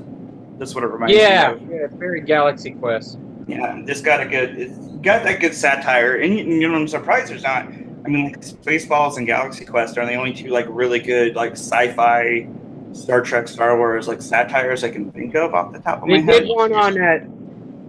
I love Spaceballs. Yeah, Spaceballs is amazing. Spaceballs is amazing. You cannot go wrong with Spaceballs. I still have that movie memorized. I never forget a line ever from that film. Yeah. Very quotable. Check out Dark Matter. That's a Canadian sci-fi. I've heard good things about it. I've heard good things about it. It's based on the comic book line. Yeah, the Canadians can't do intense sci-fi, but it's still good. Okay, I've only seen the first 2 seasons, but that is a great anthology. They recently did a like a Star Wars or not Star Wars, but a Star Trek parody type of thing. I saw that one was interesting. It was very twisted. They are now doing a Stargate Origins series, but they kind of retcon some things. Yes, right. They might bring back another series. Still not completely done, but. Does anybody watch the Marvel Netflix shows? Because I watched Jessica Jones recently. I have watched them all. Punisher was good. I like Punisher. I actually got the new Jessica James. Jessica James. Jessica Jones. Jones. Sorry. No, you're fine. What did you say about it, Brooke? I didn't hear you. Did you like it? So I said I've watched all of the series. Yeah, they've been pretty solid. Yeah.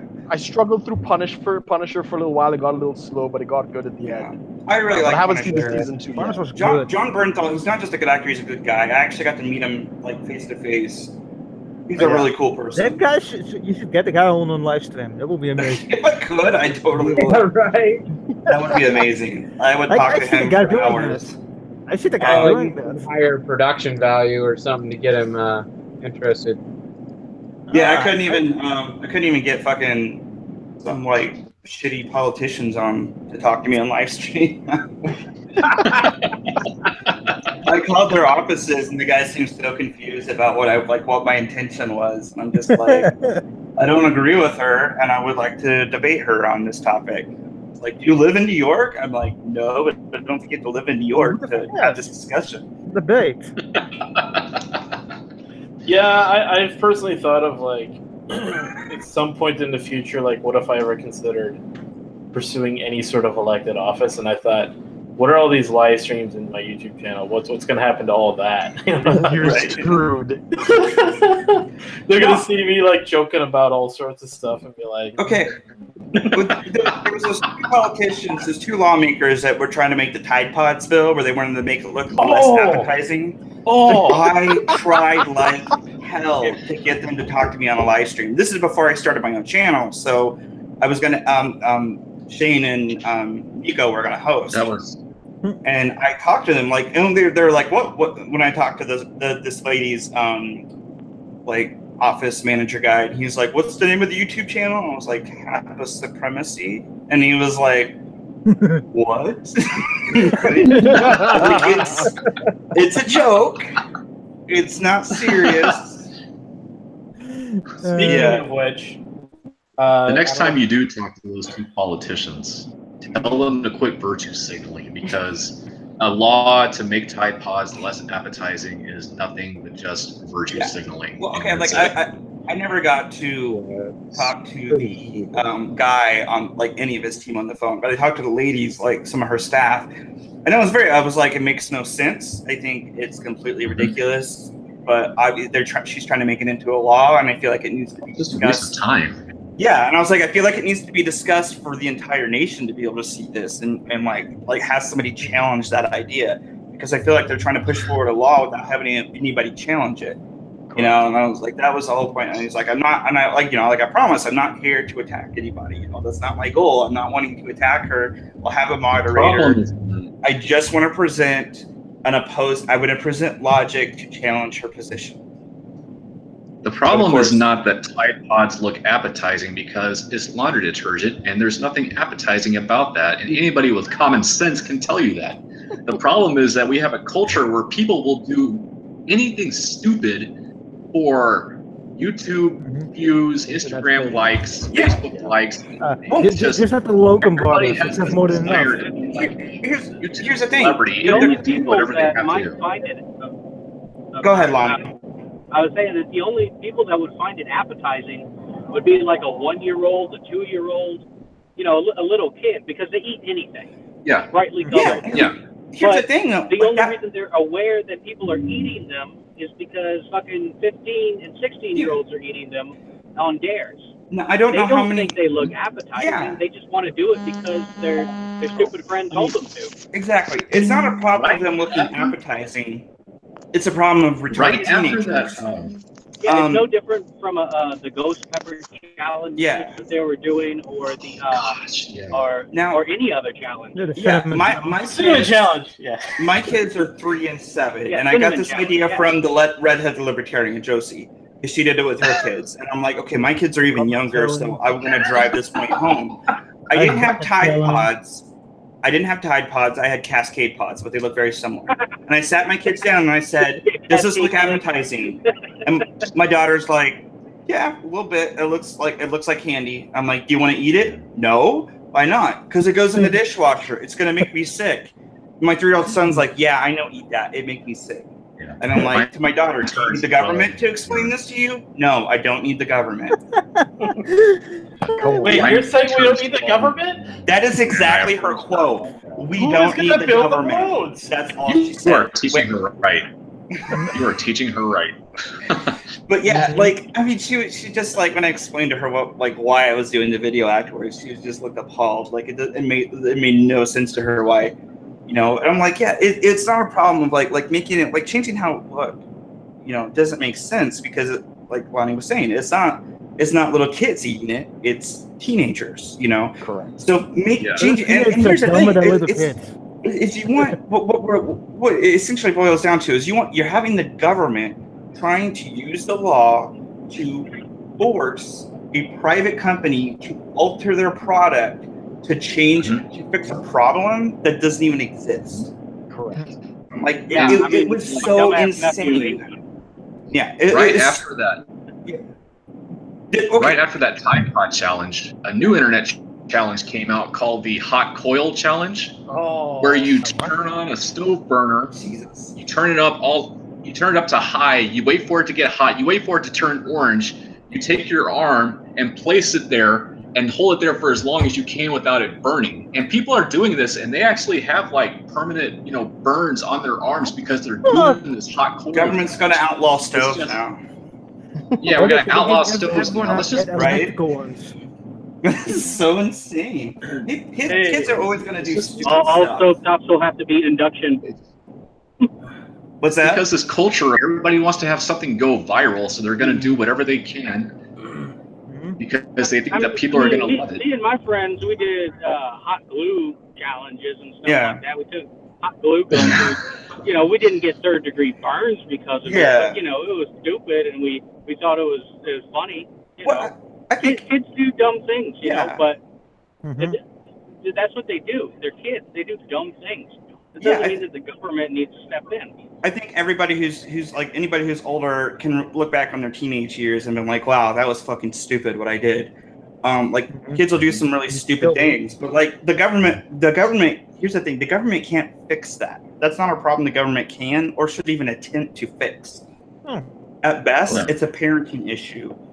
Yeah. But even then, kids just do stupid shit. You can't really fix that, and just try to hope that the stupid shit your kid's gonna do isn't that bad, I guess.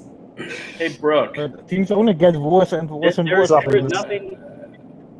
There is nothing the government could do that could have stopped my friends from going, hey, let's go get naked and jump over the campfire. There is nothing the government could have done to do that. I did not participate in that because I am smart. I'm also not that coordinated, so I would have fell in. So, yeah, but there's nothing the government could have done to stop that. Well, yeah, I mean, there's stupid kids do stupid shit. Like, I can't even remember, like, I'm not even gonna go into like all the retarded shit I did when I was a teenager. And I'm sure if we wanted to, like, we could go on for hours about just like fucking public service announcement of how stupid teenagers could be. But yeah, like as with many things, it's like this just not something the government can fix. It's not even capable of fixing these kinds of problems. The government want to lower the voting age. So kids can then vote. Like the kids are too stupid to vote. Right? They want to lower the voting age because they're like, look how smart David Hogg is. He needs to be able to vote. I'm like, no, he's retarded like every other teenager. He does not need to be. Speaking of government, and he contradicts himself. Yes. Who was Lonnie? Were you saying something? Sorry. Who was saying something? Someone said speaking of government. The government. Oh, okay. I was going to ask Brooke to explain something I just heard today about the EU. Because he's involved, because with Brexit and everything, I guess there was something that the EU had because it's like one market within the EU when they trade stuff. Yeah. There's apparently a regulation about Right. There's apparently a regulation about bananas. Bendy banana. There are a lot of regulations about bananas. I don't know anything about that. The bendy banana. Basically, if a banana is too bendy in how it's grown, it can't be sold in the EU or something like that. Get the fuck out. And like Dominican Republic, which got decimated by the hurricane, they have the most bouncy bananas, and they need the money, and they can't get into the EU because it's a protectionist bloc. There's a 25% tariff. So everybody in the EU is paying like 20 to 30% more for clothes, food, electronics, and everything because of these ridiculous rules. But yeah. But Brexit is racist. Brexit is behind that.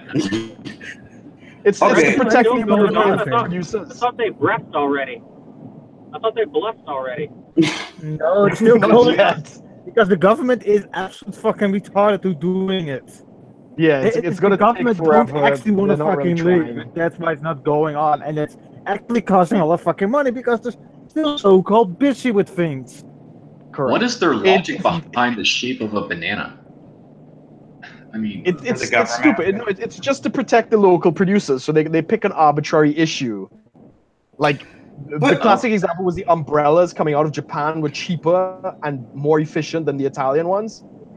Mm-hmm. And they just said, well, it's the wrong shade of black, and they just dropped the tariff on it. It sounds like one of those things that's supposed to be like, the government's like they're trying to protect people, but it sounds like one of those things out just in the long run, it just does nothing or could potentially hurt. Yeah, it's people. A trading block. It's a isolationist stupid. Tariff block. More like control that protects us from competition. You call something like that? I would not call it literally dictatorship, but Jesus Christ, Amos! I just saw your message. It's a bit in that sense. Like they try to control what is going on in the country, but people are going to buy and get. Yeah. Well, and that's it's the retirement plan for all the politicians. Like all the politicians know they're going to retire, end up in the EU getting 6-figure salaries with all the Viagra they can snort, and they're just going to be like making stupid laws and going to parties and stuff like that. So all the politicians want in on this retirement plan. But even though even still the stupidest here, like here they get a bonus if they quit, and if you quit after a certain time period, you get a bonus upon a bonus. Yeah, it's just a money trick. It's insane. Getting so much fucking money. On the Sunday live stream with me and Jason, and we were talking about this. Like, actually, I don't even know if it was on that live stream. And we were talking about this at some point. I don't know.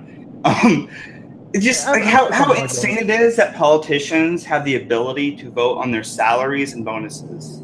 Correct. Well, that is insane. That's funny. There is one made by the previous prime minister, but this current one kind of like. Fuck the rule. The rule still does exist, that whole law. They cannot go above a certain limit of money. But he's like, fuck it. Let's break that fucking rule. I don't know who all, like, Amos and Brooke. You guys are minarchist or ANCAP? I can't remember. I want to say minarchist. Well, I mean, if we're going to get into it, Amos, I know you're political non-binary. Mike, are you more of an ANCAP or a minarchist? What would you say? Anarchist. Lonnie, anarchist. I'm pretty sure you're an anarchist, Lonnie. ANCAP. Are we really going to get into labels on this stream? No. I'm just curious. Just to lean into my next point. Minarchist, personally ANCAP. Okay. Now, how I usually describe myself is they're politically pro-life or politically pro-choice, personally pro-life. I'm politically minarchist, personally anarchist. Now, how Amos has described himself to me was political non-binary. What I usually describe myself. Yeah, what I usually describe myself as a minarchist with ANCAP tendencies. Tendencies. And that's how Jason has described himself too. He occasionally snorts a little ANCAP. Keep on. What I wanted to get into. This is something me and Jason touched on briefly on our Sunday stream. Was for me, I don't think politicians should be paid for what they do. I think being a politician, because they're still doing something. Is it? And here, let me finish my point real quick, and then I would definitely love to hear what everybody's perspective is on this concept. Politicians should be a service, not a job. Now, one of the immediate arguments is usually, well, they do so much. I'm like, yeah, that's part of the problem. They shouldn't be doing so much. They shouldn't have so much to do. They should be voting on a few things, doing a few things here, stuff that they could do in their free time, really. And then, they can serve for a certain period of time and then they're done, obvious term limits. But the perks for being a politician shouldn't be having a career and being able to be rich and impact all this kind of stuff. I feel like it should be a service. People should go into being a politician because they genuinely want to make things better, not because they want to make things better for themselves. Like a civil servant? Yeah, exactly. Like we should be pulling it back to what it's supposed to be. You're being a servant. You're doing a service. You're not doing it. You're not doing a career.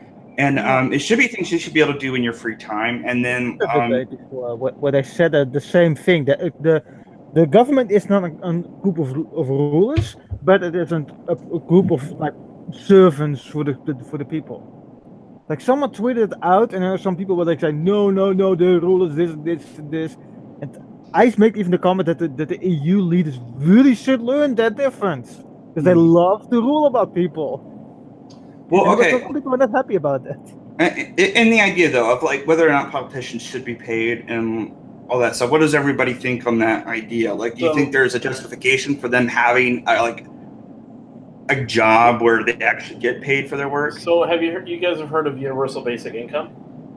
Oh God, I've seen a video. But hold on, I do have a point on this.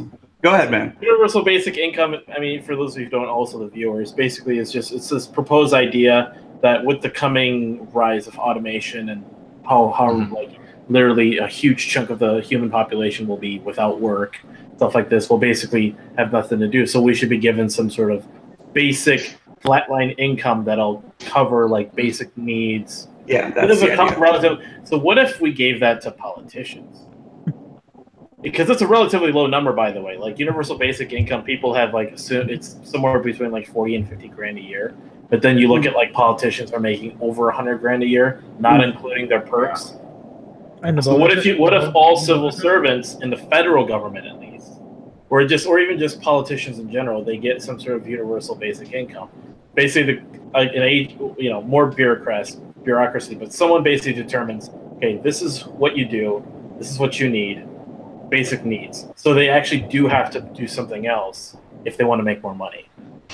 What if say their income was dependent upon how frequently they voted or something like that, like. But I mean, you came up with some system for that, Yeah. I mean, politicians weren't always paid this well. I mean, there was a time when going into public service was a public service. You were given a stipend, but you got great benefits. You got great retirements. You got, whatever. I'm not against some kind of a benefit or a perk. I mean, like if you're doing this service, at least like get something in return. Yeah, still put your time into it. Prostitutes. right. Kennedy set the precedent. Illegal. Yeah, Lonnie, I would love to hear what your view on this is, like about politicians. Should they be paid? Should they not be paid? What do you think? Oop, can you hear us? Who? Lonnie, you. Oh, me? Oh, okay, sorry. No, go ahead. Well, the only problem with not paying them is that it kind of leaves it open to the only people that can do it, because it does take a decent bit of time, would be people that are already kind of rich. And then you definitely, I think it definitely would become more corrupt, because then they definitely would serve only their own benefits. Okay, that's a good point. And so by paying them, it helps to where someone like me can, if I can get elected, I can be compensated for it, and it's worth me trying, because, there's a benefit. I get it paid. Now, one thing I do not believe, there's a video of Tom Ford going through all of the perks, where free metro passes, free passes to the zoo, all of the national parks, free passes for parking, free passes to public theaters, free passes to all this kind of stuff. And he said it adds up, and whenever it's across all of these people, it's a lot of money that is paid by taxpayers.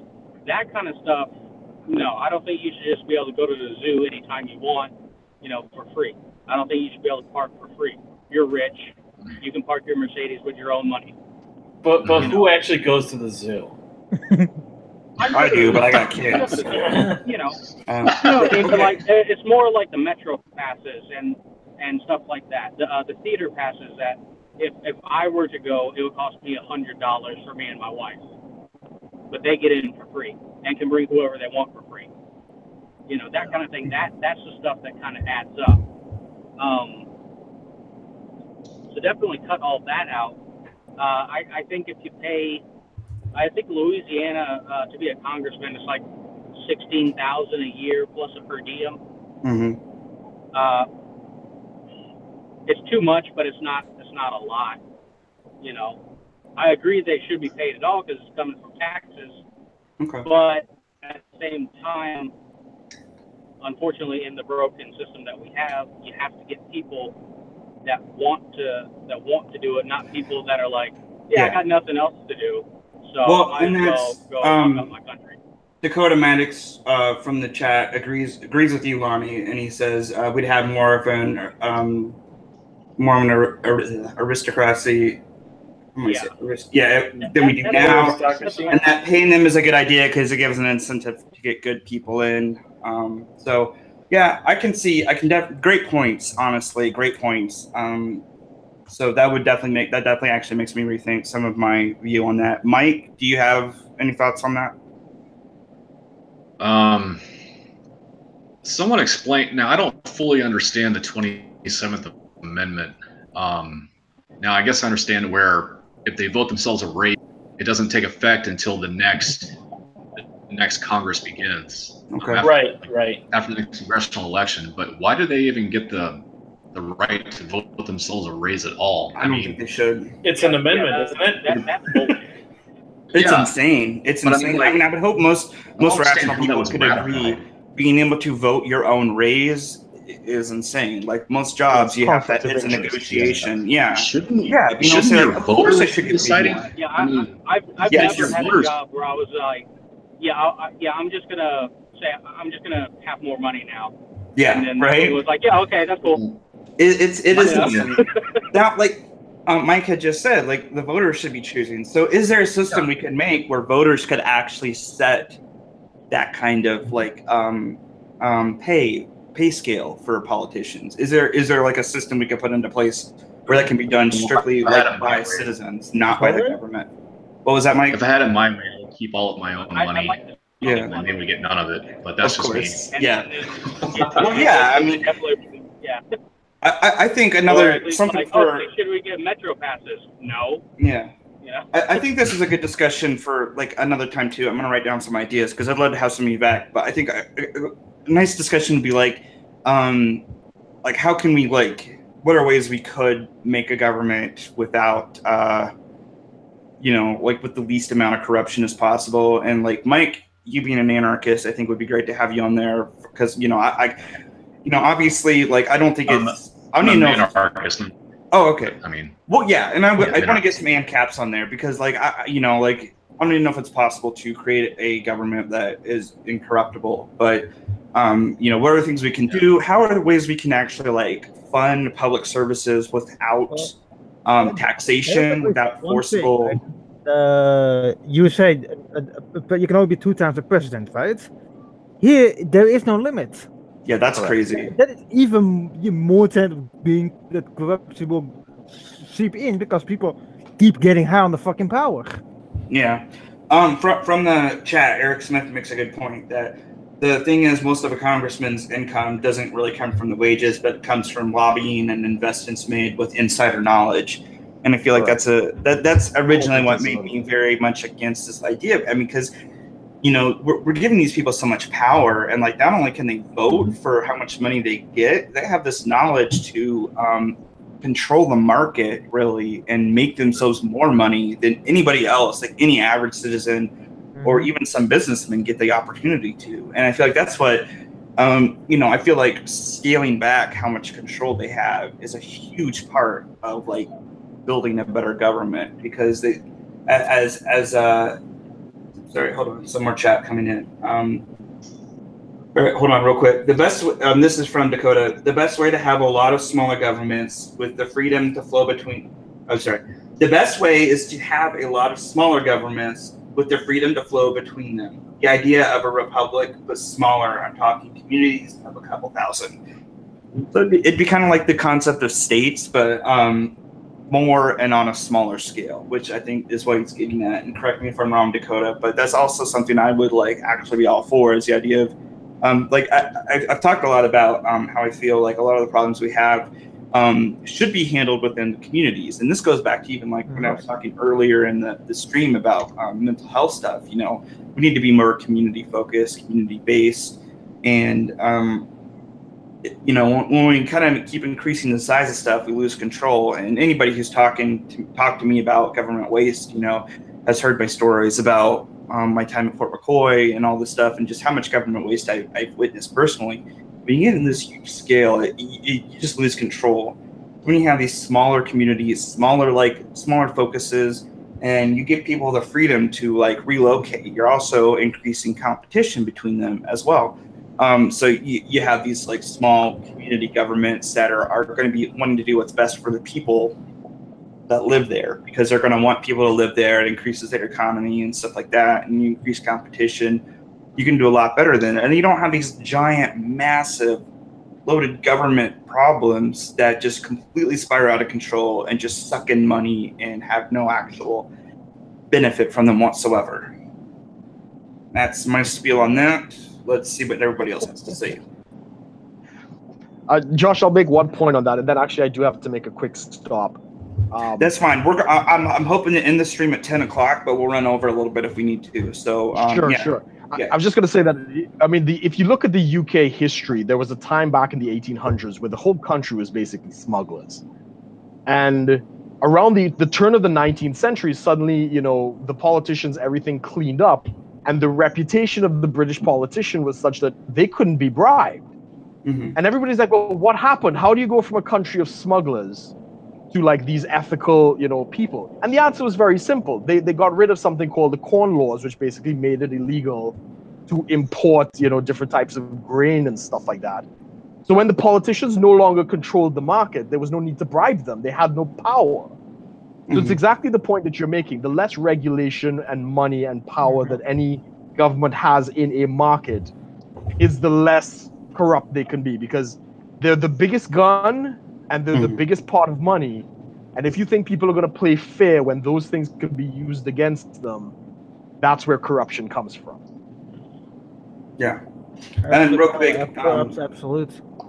Something Dakota said was the competition is great, and the incomes can live next to the ANCAPs, who live next to neo-Nazis, who live next to normal people.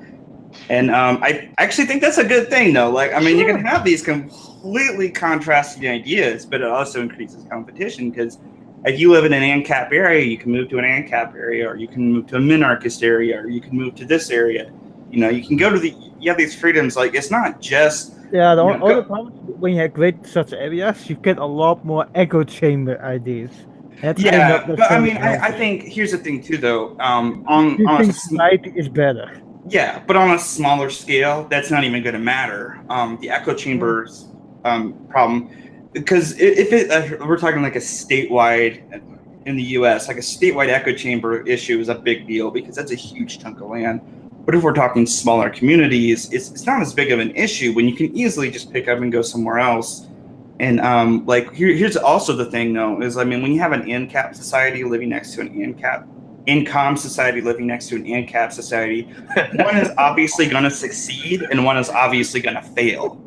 You know, so I don't think the echo chamber becomes too much of a problem when all the ANCOMs start shifting over to the ANCAP side.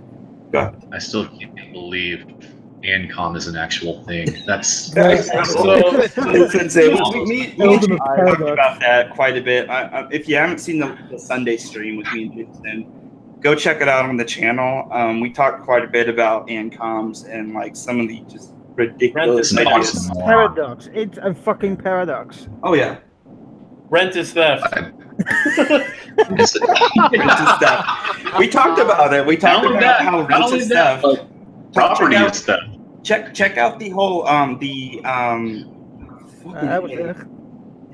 Jason in the chat. Let me know what it is, because I completely forgot what it is. It's the something caucus that we have. Oh, the Utopia Caucus. Utopia Caucus. Check it out. Caucus. Yeah. Go to sarcasmandliberty.com and go to the meme section and look at all the Utopian Caucus ones. That's our making fun of the Socialist Caucus. I already forgot what caucus means. I asked student live stream and I already forgot what the fuck it was. Yeah, it's It's like a group of it's like a governmental group of people with like similar ideas. Like because different political parties have their own caucuses, sort of like subsections of the. Like within the libertarians, there's actually like a more socialist-leaning libertarian caucus, so to speak. Yeah. And then there's, of course, the more mainstream people. Like even within Republicans, there's the Freedom Caucus. Yep. I mean, there's a whole bunch of them, and it's just like, what? I'm just saying, what's so beautiful about this country is you have a right to your own echo chamber, but but at the same time, it's so not. It can't be a perfect echo chamber, really. Yeah. It can. I mean, just look at us. We're all over the country, all over the world, and we're having these conversations, man. That's a great point. And having debates, and that's a healthy thing. By the way, I've been messaging someone that is actually recommending against me getting my permit to carry, and I'm like, because I'm like, even if I did and I did have a weapon, I'm probably not really going to carry it. I'm probably just going to keep it at home, unless I like absolutely need to. Like even a lot of people that I know that do carry, they might carry something like that, but they have it in the vehicle. They don't have it like in a holster. They have it in their vehicle, but most everything is in the safe. Just because. I'm in Louisiana. I could take my pistol, put a string around it, hang it from my rearview mirror. If I wanted to. Yeah, Lonnie, you missed out on a lot of that debate. What is your guys' like? What's your the laws in Louisiana like for concealed carry, and then also your age laws? Are there any like weird stuff there? Like you need a license and all this. I think technically 17, you can buy a rifle. Okay. You need a permit for concealed carry. But you can open carry a rifle. You can open carry a handgun with no permit. No, we we looked into this earlier. Like it looked like federally you had to be 21 to purchase a handgun. Is that ring true? I think you still have to be 21 to purchase a handgun because they go by the federal law. Yeah. But I think technically 17 for Louisiana, but I think you probably kind of got to be 18. But I think the Louisiana law is 17. I could be wrong, but okay. Yeah, we looked into it and it was like you can do pretty much whatever you want. That's cool. Like you can have a rifle, and open carry it. Yeah. I don't know why you would, but you can. Yeah. All right, guys, I'm going to wrap up the stream. I'm going to try to wrap it up at 10 o'clock. So we got about 7 more minutes. Does anybody? Jason just hopped in. I'm back. Yeah. Welcome back, bro. Jason, I would like to hear, were you following along at all? Did you hear about what we were talking about? Listening. Yeah, I was listening on the computer, yeah. Do you want to, chime in with a few comments on that? On what? The government thing, like politicians being paid and stuff. Because it doubles back a little to what we talked about on our stream on Sunday. Wait, politicians being paid. Should politicians be paid? Or last I remember, you were talking about caucuses. We talked about that too. Do you have a comment on anything about what we talked about? You could just. I'm gonna make sure you get some time to chime in on some stuff before we have to call it quits. What about politicians being paid? Being paid for what? Well, we talked about should politicians be paid, and Lonnie made a really good point that politicians should be given something, because then if it's just done on their own free time, then you'd only have people like that can afford that kind of free time might be doing it. And then we did talk about some of like politicians being corrupted, where they have the ability to vote for their own salaries, and then they have this ability to do lobbying and insider knowledge and stuff, and they can increase their own wealth while they're in office through corruption. Holy shit! I guess I have a lot of lag then on my computer between my computer and my phone. This is what I'm going to have is the primary topic for the next group live stream. I'm not sure. Next week is probably going to be. I'm going to shoot for Thursday, but I'll double check and let politician. But let me answer your question before you move on. No, go ahead. Politicians should not be. They should be paid like whatever the minimum wage is, But like that's it, And then let's get rid of the damn minimum wage right after that, And but that's going to be a lot harder if they're getting paid minimum wage, because they're going to keep paying to raise that fucker. Yeah. You know they are. So like, yes. but they should not be getting rich. That's for damn sure. They should not be getting rich and making careers off of it and getting like buying like multiple houses. Like they're getting, you should not be able to be a career politician. Yeah, that should be impossible. Yeah, term limits. The term limits would make it okay to pay somebody to do that. Yeah, I would agree with that, because exactly if you can kind of rein in the, I guess if you can rein in the amount of time they can damage the U.S., it's not as much that they can do. That's part of like when I was getting back to like the whole rant I went on earlier was just I feel like we need to heavily minimize the power that they have while they're in office. Correct. For sure. I feel like that's just a no-brainer, and I feel like anybody who disagrees with that is just out of their fucking mind because of like how much. It should be mostly volunteer. It should definitely be mostly volunteer. Nobody should be getting rich off of being a politician ever. Do politicians pay taxes on their pay? Do we know anything about that? Do they? I haven't even thought about that. I think they don't. How does that work? Wouldn't that be like tax money? Cyclone of like right? Just recirculation? Well, no, it's like people who get Social Security have to pay taxes on their money from taxes, and it makes no sense. Like you think they just take out the taxes and cut out a whole lot of bureaucracy, but no. Like people get Social Security and have to pay taxes. Go ahead, Mike. Here's a question. Since you brought up about if they have to pay taxes on their own pay. You have a lot of these. Well, it's just like the Democrat Party, and I hate singling out one party because it makes me sound partisan. But you have a lot of Democrats who will talk about, tax loopholes that the rich take to keep more of their own money. If they're paying taxes on their own money, when it's time for them to file, are they taking those same loopholes since they make 6 figures in a year?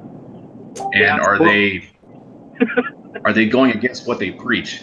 I think, Mike, what you just said, because I was just looking up, like, do politicians pay income tax? And one of the first things that comes up is politicians have wrote into law that there's a $3,000 annual income tax deduction for maintaining second residence.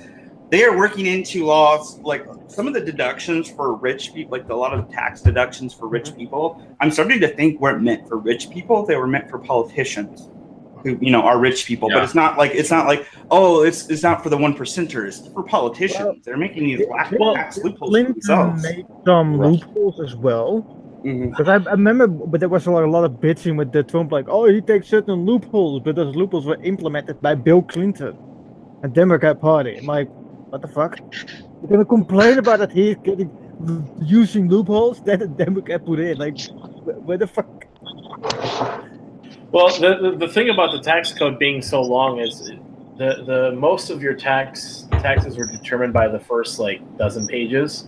Mm-hmm. Every page that was added after that was basically some sort of collaboration between politicians and essentially rich people, basically creating loopholes to add on more, deductions, exemptions, and so on, until they don't even have to pay as many. I mean, they still pay taxes, but they just have all these things they can work around. And there's some weird stuff. I know, like I said, Social Security people, if you earn Social Security money for disability or for whatever else, pay taxes on it. But there are other things like military, government, or not. I don't know how it is for the rest of the government, but I know for me being in the Army, for compensation and pension. Money I get from that, I don't pay taxes on it. Wow, okay. It's weird.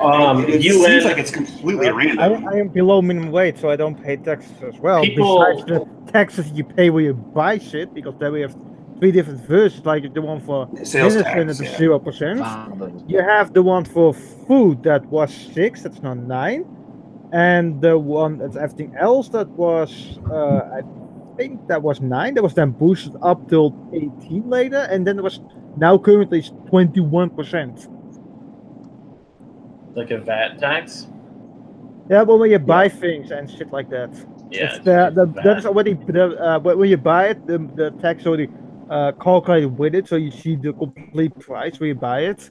That is a very handy system. But the advantage still, we thought are like three different. That everything that is not medicine and food is like 21%. Meaning, that's either one thing with Patreon when I then walk into the fucking problem. If you want to do something, it cost me 21% extra to give someone money. I'm like, why the fuck will I do that when I do PayPal and it doesn't cost me jack shit extra? The 21 is a fucking huge ton of money. UN people who work in the UN don't have to pay taxes.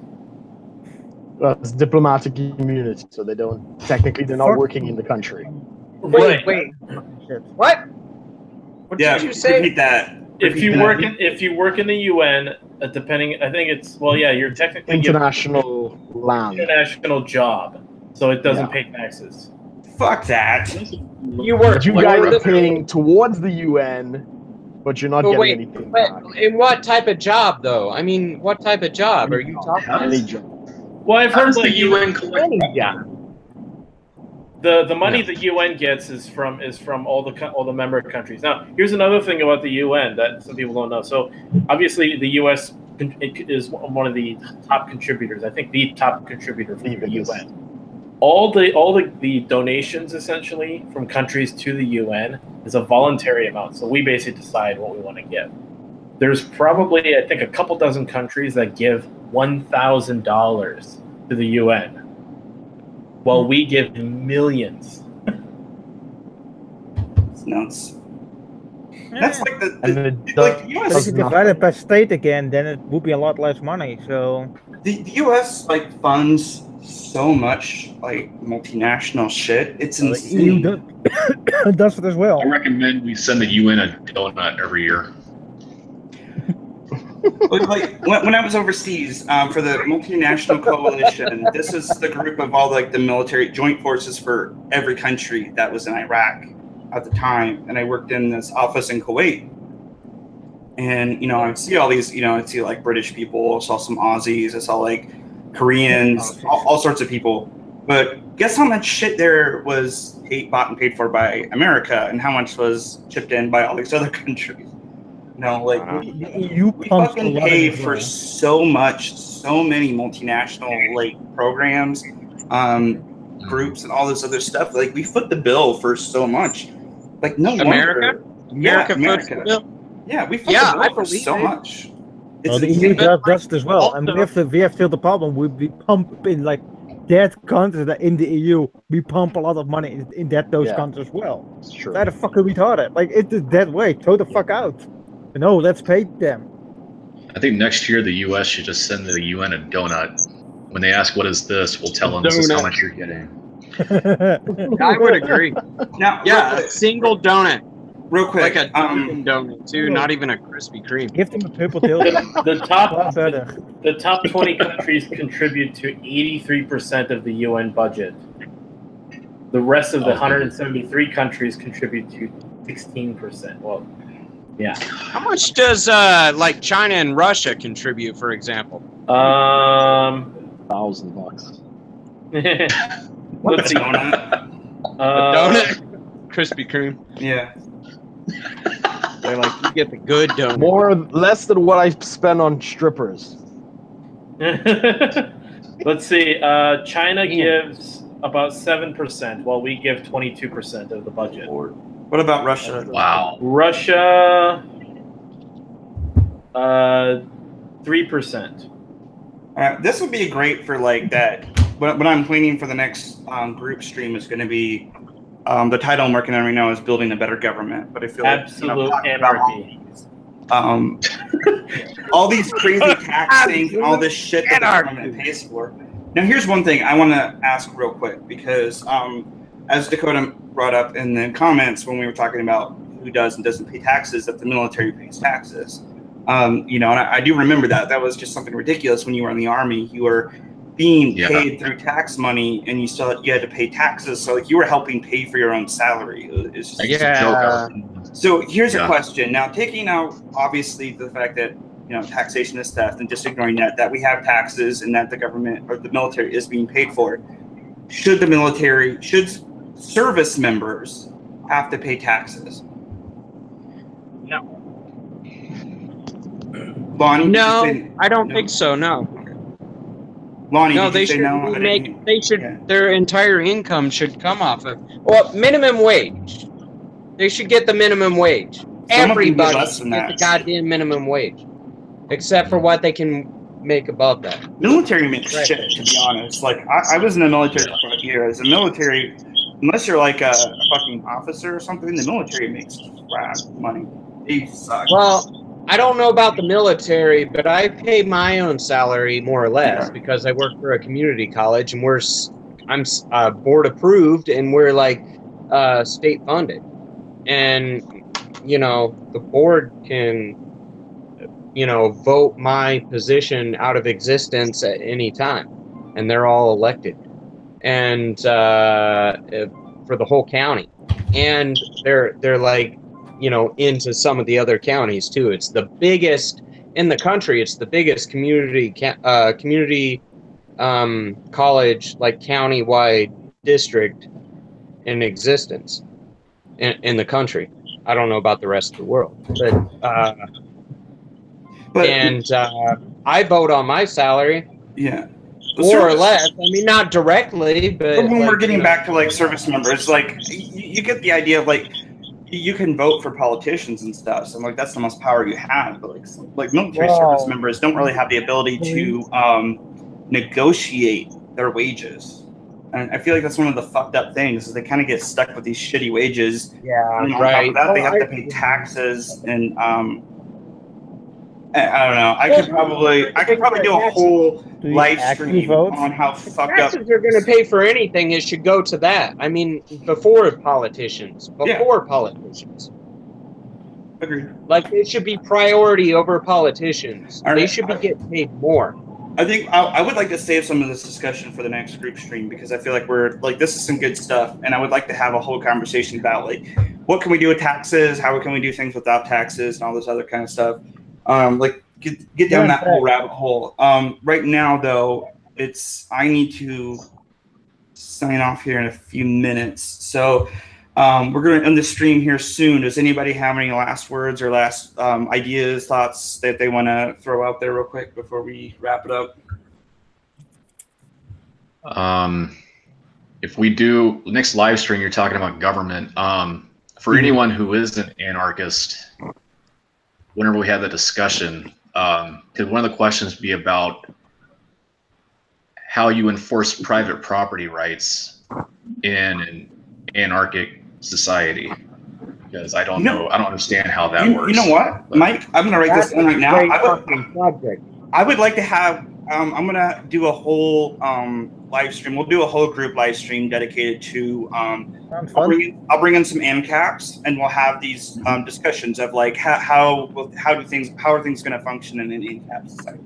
I think that would be like, that should be a whole live stream on its own, honestly. And I'll make sure I would say that's like mining as well, because he's more like conservateur, as he calls himself. Who? Like mining freedom. He is a conservative and a libertarian, a bit of a combo of that. So it will be interesting. Well, I have some straight up like ANCAPs. I know, like I can get some people from Think Liberty on here that are ANCAP. Here.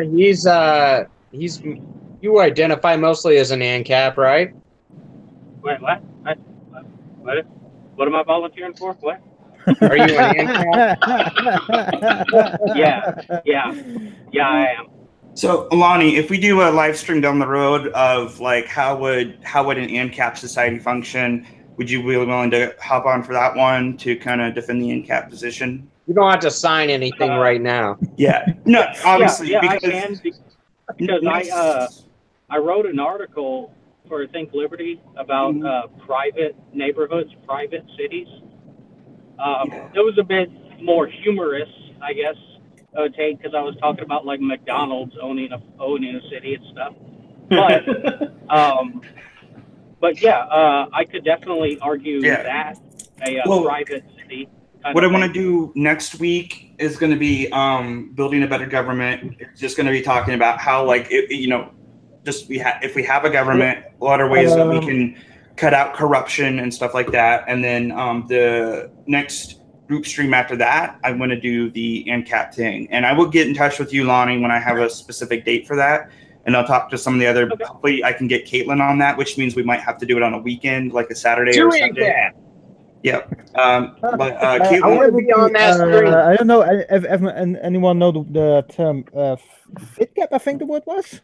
A what? That's what Mr. Dapperton is. It is apparently an end cap, but he works then more like, okay, we don't want to just immediately no government out of fucking nowhere. It's like we're gonna work with the government to remove the government.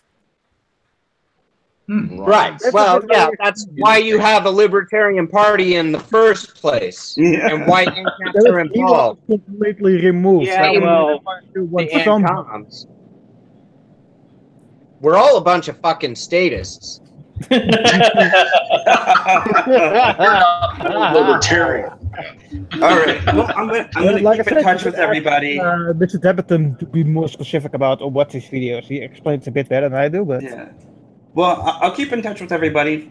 For now, tentatively, next week, Thursday, is going to be the Building a Better Government stream.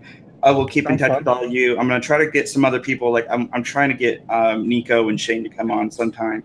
And they're being busy with nothing. Yeah.